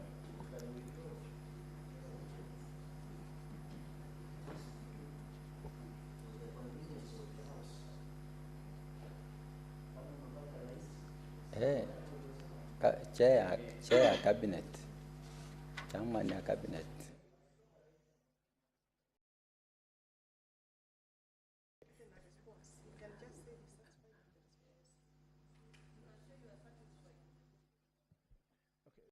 Senator, I will allow you to withdraw your question, but if there is any other senator who wants to ask a supplementary question touching on that matter, we will allow them to ask. The question. Yeah. Thank you. Yours.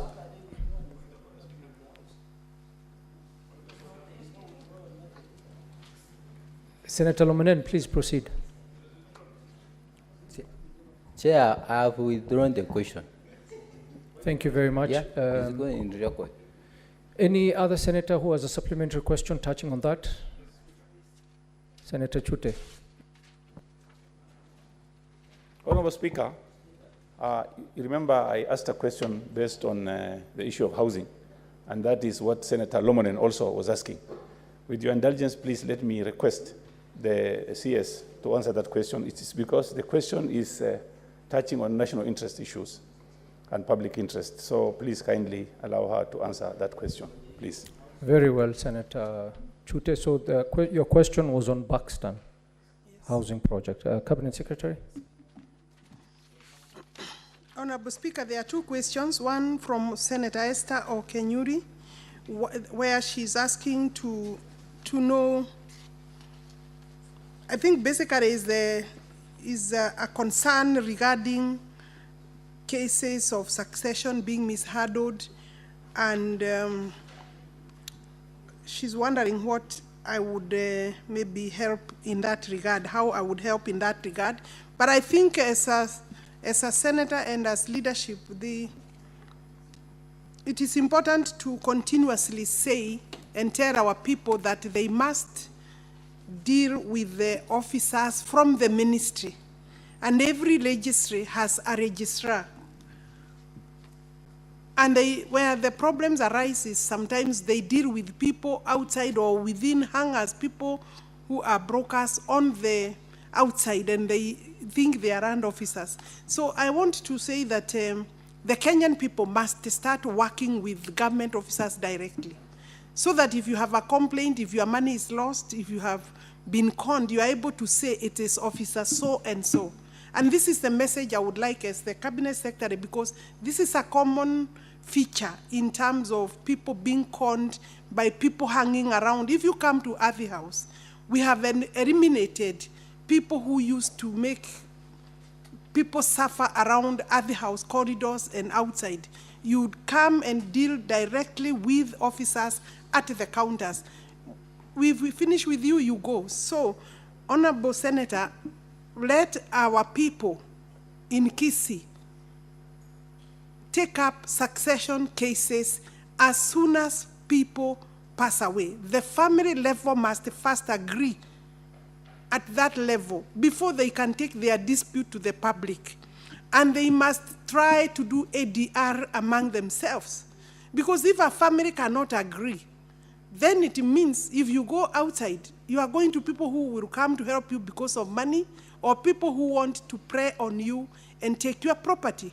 So this problem can be reduced almost to zero if at family level people know justice or are practicing justice and noting that every child of a deceased person is entitled to succession, is entitled to inheritance.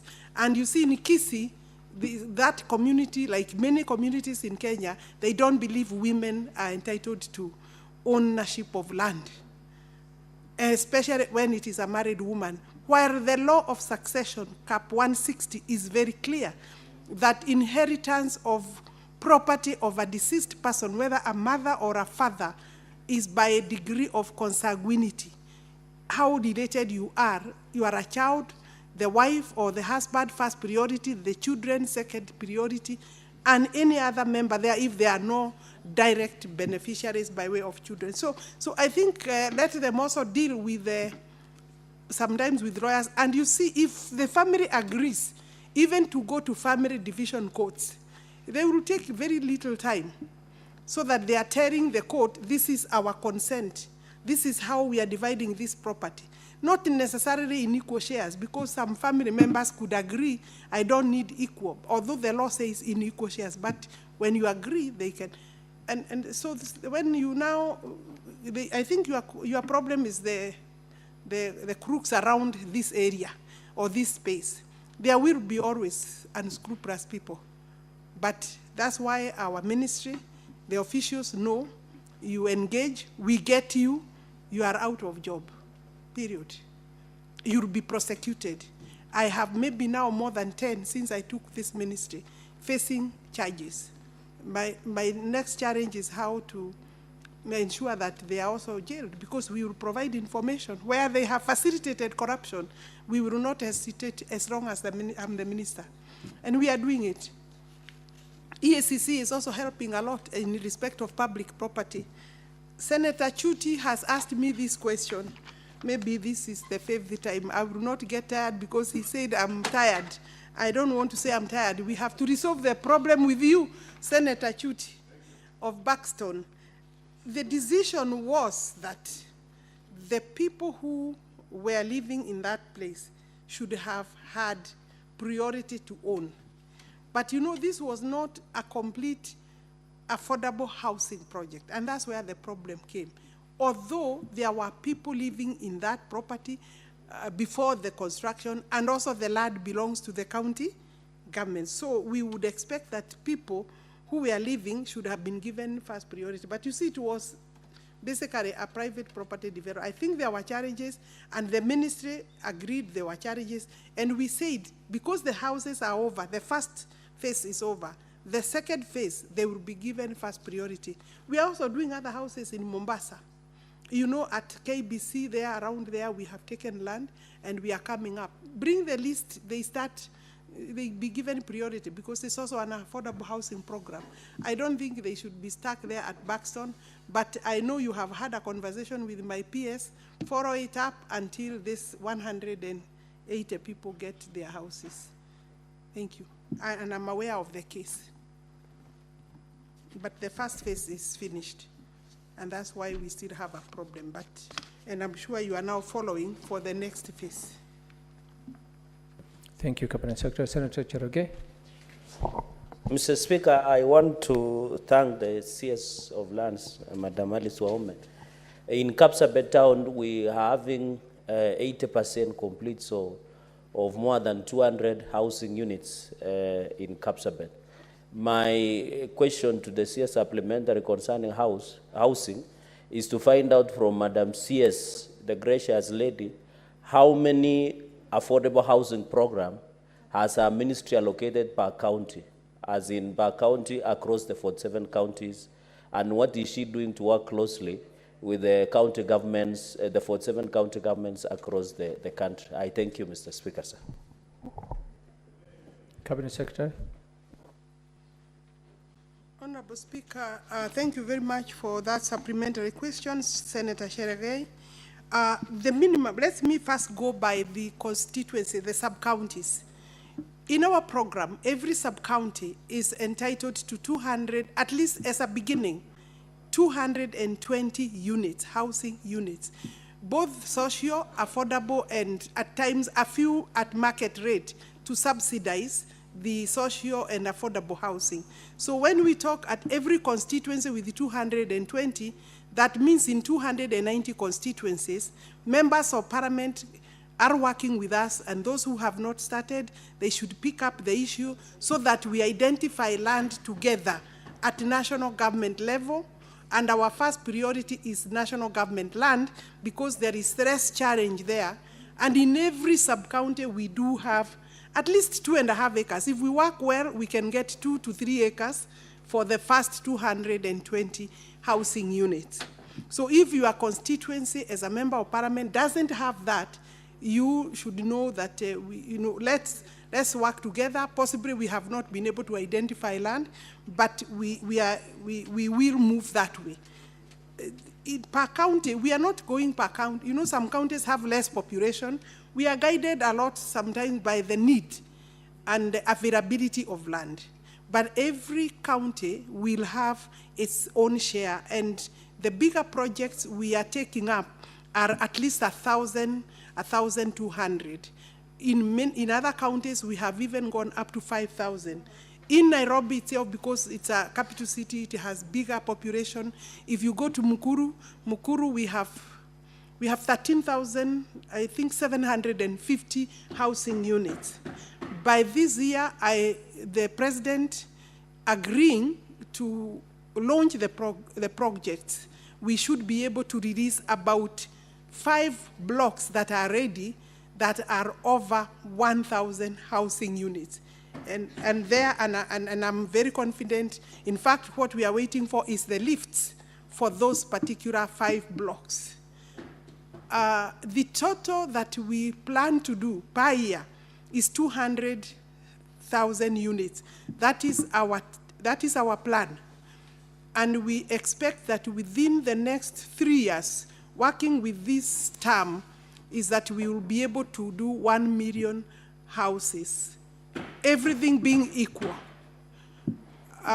So therefore, let me see. Of course, you know, in Nairobi, we also are doing houses along Jogoo Road.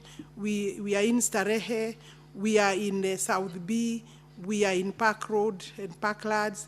We are in, I think, between, just here near Kabete. So maybe Nairobi will be the biggest beneficiary by reason of population. But every county, and we are working, the second question is how are we working with the governors? Also, there is NHC that is so far now doing very well. We have houses in Homa Bay with NHC. We have houses in Embu, which within 1 year of launching of those projects are almost complete. We are in Nyandarua with NHC. We are in, I said, we are in Homa Bay. We are in Kisumu town, and we are in Embu. And those projects, I am very sure in the next 6 months, we will be giving them out. So far, it's important to say, because I think that was part of my report, and I hope that even though the question is pulled out by the owner, that there are other information there that the senators can read, but so far we have 124,000 housing units, providing by way of job creation around 150,000 jobs for this particular number of housing units. And because our target is 200,000, the number of jobs for the youth should double, talking of 250,000. And you know, the impact on the ground, forget about the impact on the ground because of this job creation and because of, you know, the industry around every project, where we do a school, extra school, we do extra dispensary for purposes of health facilities. And that is really part of the social amenities that we come up with. We will not just drop a project of 1,000 units without looking at the facilities around the project. That is the, do we have a school? Is the population of the school going to be to explode because of the new population? Automatically it will. Sometimes we have to do a new school where we can expand, although it depends on how much we can expand, depending on the space, then we'll expand the existing school facilities, both for primary and for secondary. And again, also the dispensaries or the health centers. So maybe I have said enough of that, and I want to appeal to Kenyans. Allow me, Honorable Speaker, to appeal to Kenyans to support this program. One of the best programs for the national government or for Kenyans is this one.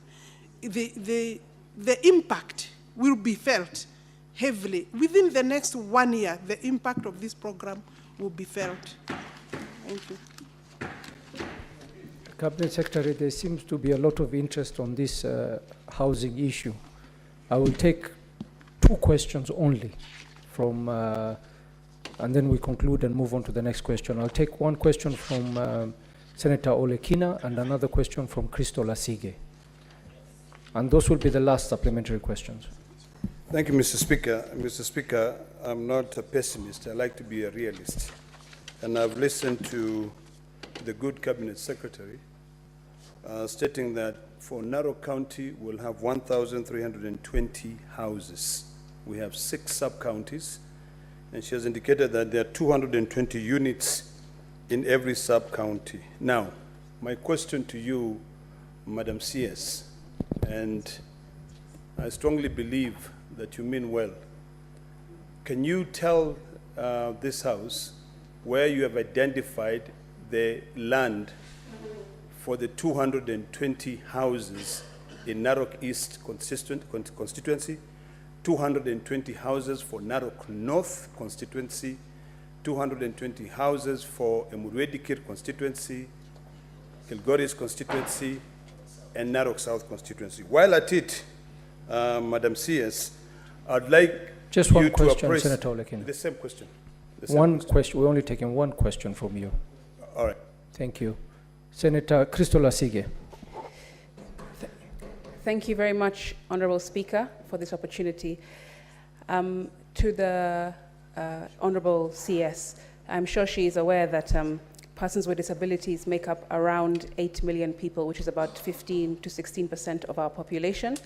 And on top of that, if you add the elderly, which is approximated to around 2 million, that makes about 10 million people, give or take, Mr. Speaker, that are in a vulnerable group category. My question to the Honorable CS is, how are you incorporating these approximate 10 million people in the housing projects that you're speaking of in terms of ensuring, or can you confirm to the House that all of the units that you speak of will have universal design principles incorporated into them so that whomever gets one of these units, for example, no matter their ability or disability, is able to be accommodated properly and as per the law in terms of reasonable access to the person who's going to own and live in such units, as well as, Mr. Speaker, the social amenities that she has also spoken of around these housing units, the schools, the hospitals, the supermarkets.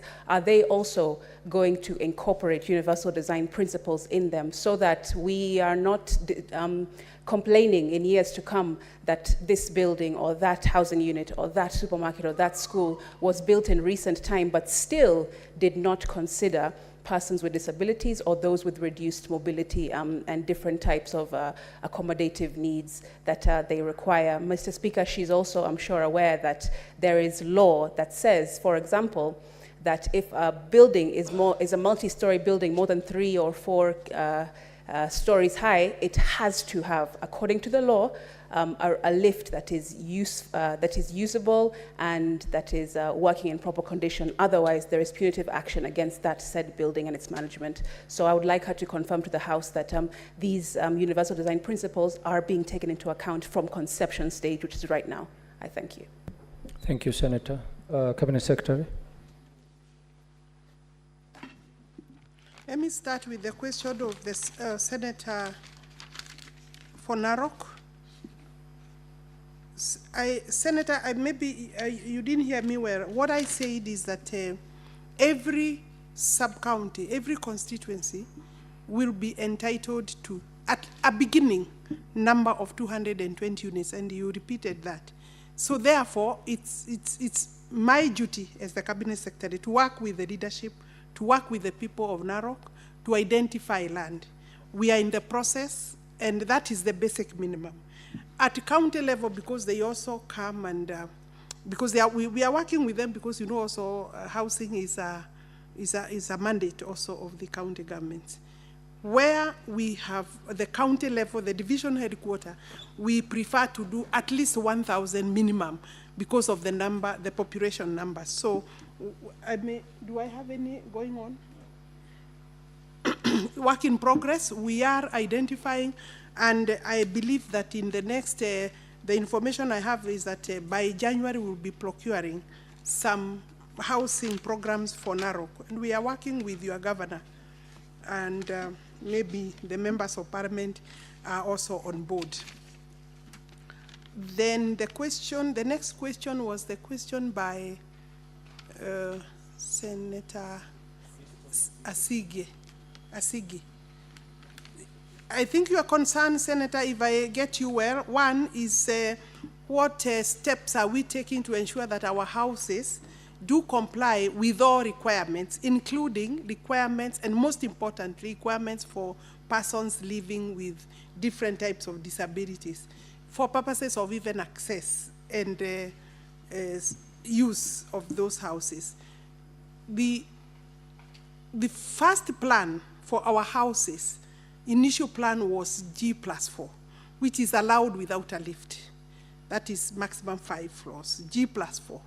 But we have changed most of these designs now because we have realized that because land is scarce, if we have space, instead of doing G+4, we do G+9 and G+15 up to G meaning ground, ground +4, ground +9, ground +20.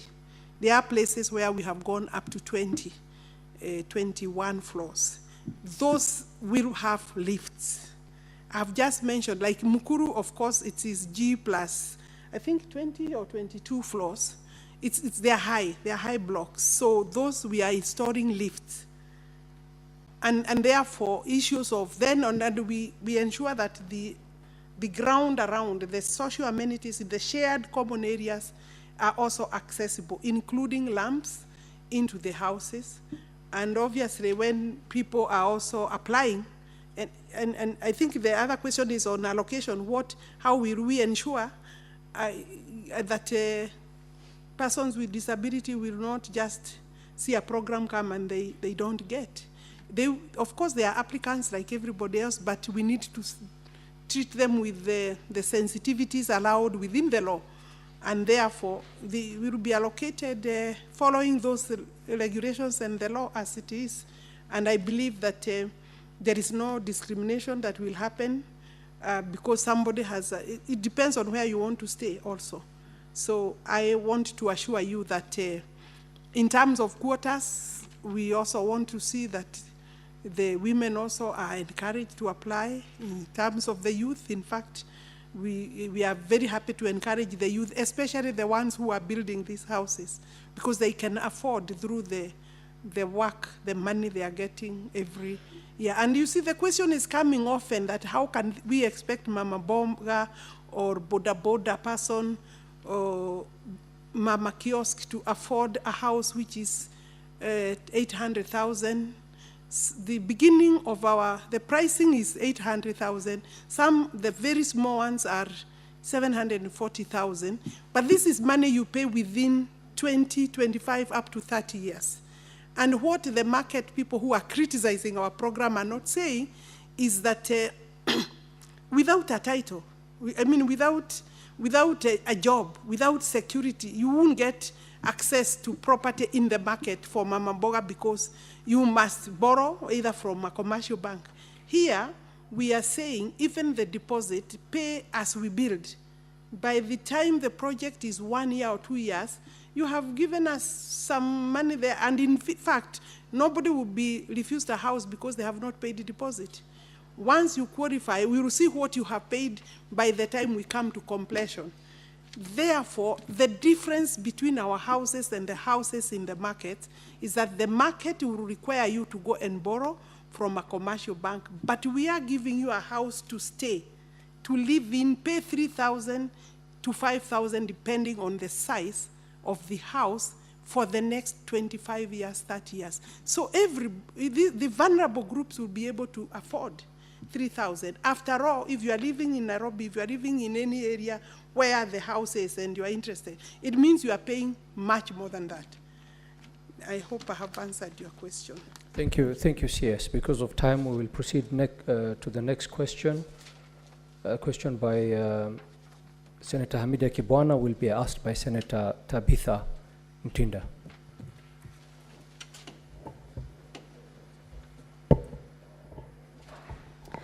Thank you, Mr. Speaker, and on behalf of my colleague, Senator Hamida, who's away on official trips, I'll proceed to ask the questions and also take this opportunity on her behalf and myself to always congratulate you for the great job that you were doing. Narrowing it to the question, 3 questions, Madam CS. What circumstances led to the publishing of the Gazette Notice 12436 by the government printer, informing the public of the loss of 367 title deeds?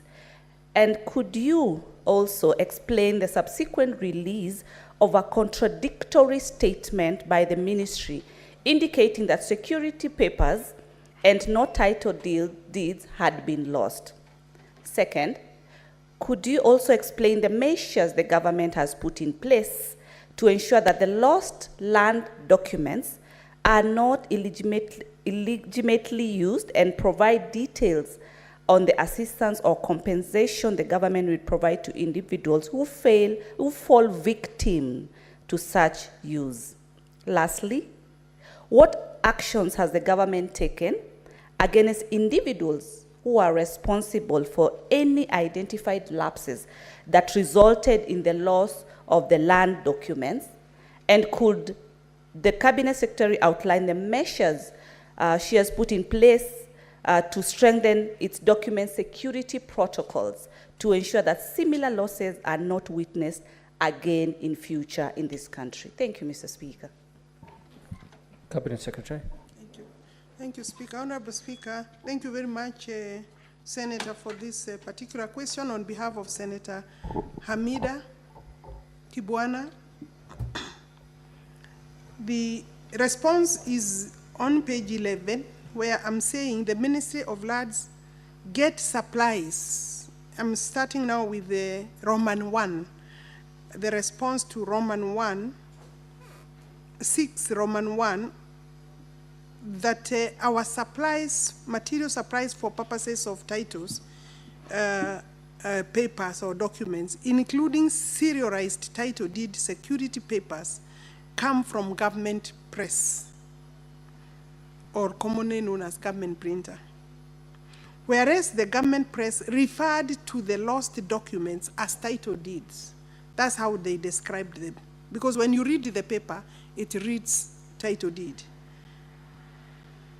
In Gazette Notice number 12436, the ministry then in its press statement clarified that it was not contradictory. Let me first say, we were not contradicting the press. We received a lot of inquiries after the first Gazette Notice by the government press. And therefore, there was need to clarify to the public what is it that has happened.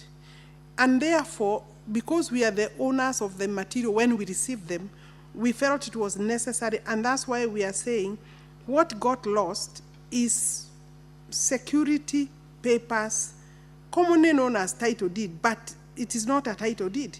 The security papers can only become title deeds after they are handed over to the ministry, and then filled with the spatial and non-spatial attributes or information, signed by the registrar and sealed with the respective registry seals after all the processes have been followed. Then that is what you call a title deed.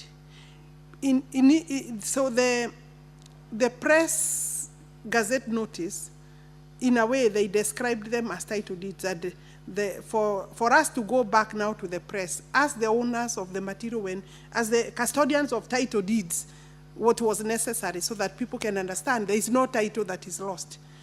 But of course, there was an intention of the people who took these papers or were looking for these papers. And therefore, maybe that will be then answered in question 262. I wish to respond to that question as follows: that the ministry has enhanced its mechanism for fighting RAD fraud and working closely with security and investigative agencies to defeat the roots or the mechanisms that cartels and corrupt officials have traditionally used to commit RAD fraud. Those anti-corruption efforts will be applied to ensure that none of the documents that have been reported as stolen become a threat to land ownership. And every ministry, every state department actually is required to provide, working with EACC, to provide their strategies to the government of what you are doing to curb, to reduce corruption. So there are strategies including, ensuring that only people who need service come to your office, come to the ministry, ensuring that your materials are serialized. For us, therefore, for title deeds, they are serialized. And because this problem has been there before, so we are saying that the land registrar, by dint of Section 79 of the Land Act, may rectify, assuming any of those documents land somewhere and they have become like a title, we can direct rectification of the register and documents where the document in question has been obtained by fraud. Gazette notice number 12436 contained serial numbers. The first now noticed by the press, by government press, they contained serial numbers of lost security documents, notifying and warning the public, which is important, of the documents in question. Our registrars are also on the lookout for this, and any registrar, they know, any registrar who would then issue a title, because the serial numbers are known, are already public, and they are with our officers. If any registrar, of course, uses this to issue a title, then they will take personal responsibility, because they don't just do a title. Every registrar receives titles by record, by numbers, by serial numbers. I don't want to give too much of our security features, but our titles now have security features specific to county, specific to registry, and specific to county and to the registry, because in one county you may have 2-3 registries. The loss of security deed papers occurred while in the custody. This is important, and that's number 3. In the custody of government press, because they are our printers. As stated earlier, the ministry is working closely with security and investigative agencies to identify individuals responsible for the identified lapses that resulted in the loss of land title documents and take necessary legal action. The matter was reported to Central Police Station. I want to confirm that, and currently investigations are ongoing, and one suspect was arraigned in court because maybe he works with other people. We still have not closed the investigation. We believe the police are doing their work, and at least there was quick action, including arrest of one person. Whereas the ministry picks documents from government press, they are all serialized. Each document is accounted for at the stores in the ministry, and for any documents picked from government press, there is also a corresponding record by the ministry and the government press. We have a dispatch book at the government press, where all title documents are then recorded and signed for by our officers. And we have put additional security features on the titles, and thus it is not possible to have them printed elsewhere. And fraudsters will continue printing, and that's why the DCI is important and critical in our work, and they are able to help us identify, including signatures that many times are forged of our officers both living and dead, retired and even retired officers, they copy old signatures. But what I'm saying is that once we get wind of a fraud, it is easy to deal with it. Obviously, there will be a court process, and I want to assure the Kenyans that this particular serial numbers are known, and we don't see a threat to it. I hope that is clear. So there was no contradiction. We were basically giving public necessary and useful information. Thank you, Cabinet Secretary. We will only take one supplementary question because of time, of course. Just one supplementary question, which I'll give to the owner of the question. Very quickly, please, just one question. Mr. Speaker, first of all, the question has been extensively answered. Mine is just small clarifications because the concern for Kenyans was more onto the title deeds. But it's good to acknowledge that, yes, the ministry did the clarification. But as far as the Gazette notice is concerned, Madam CS, the information that was given by through the Gazette notice really brought out title 367. So if that was their mistake, it just needs to be acknowledged that that was their error, not the ministry's error, but the ministry did well to clarify. So my question will just be just narrowly to, you've talked about the cartels, that they're the ones doing all this. What are you doing about these cartels, especially the ones who are within the ministry? They're always loitering there up and down. And also, why don't you bring these offenders to light? The same way this information was brought to the public, we need to see these people brought to the public so that we get to know who are these people specifically. Thank you, Mr. Speaker. Cabinet Secretary. Okay, I think, of course, as a lawyer, you know that you are only a suspect until proven guilty. So cartels are suspects. However, whenever we come face to face with them, whenever the DCI brings out or gets sufficient evidence, we take them to court, and courts are public domains. I mean, they are public arenas. I can tell you, and I said before, cartels are powerful people. Some cartels are powerful people. They are influential people, and they make calls. But there are also other smaller cartels who now disturb people locally, everywhere. What I know is that I have made their life very difficult because the officers now know you will not get away with it. Possibly the main headache is what was done before. But currently, any officer, and they know we have had a conversation at our own meetings, any officer who will entertain this, if they are caught, they are on their own, and we will release them to law enforcement agencies. It's as simple as that. Of course, that's why you also need anti-corruption measures within our departments, and every government officer is aware of that. And we, you know, why we have changed our documentation is so that we make it difficult. We serialize so that, you know, we make it difficult for you to get away with it, because previously it was becoming harder to identify between which title, because they all, when you read their title deed, they all look like they are proper titles. But with the additional safe security features, then you are able to deal with those. You know, Kenya is still very far in terms of eradication of corruption.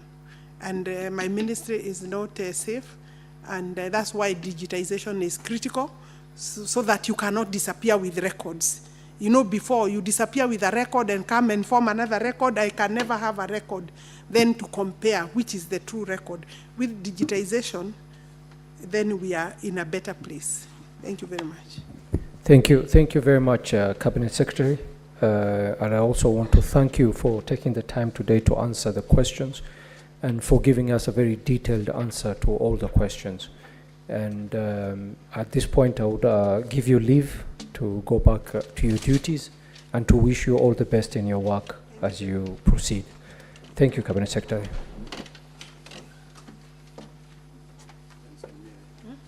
Thank you, Honorable Speaker, Honorable Senators. Asante sana.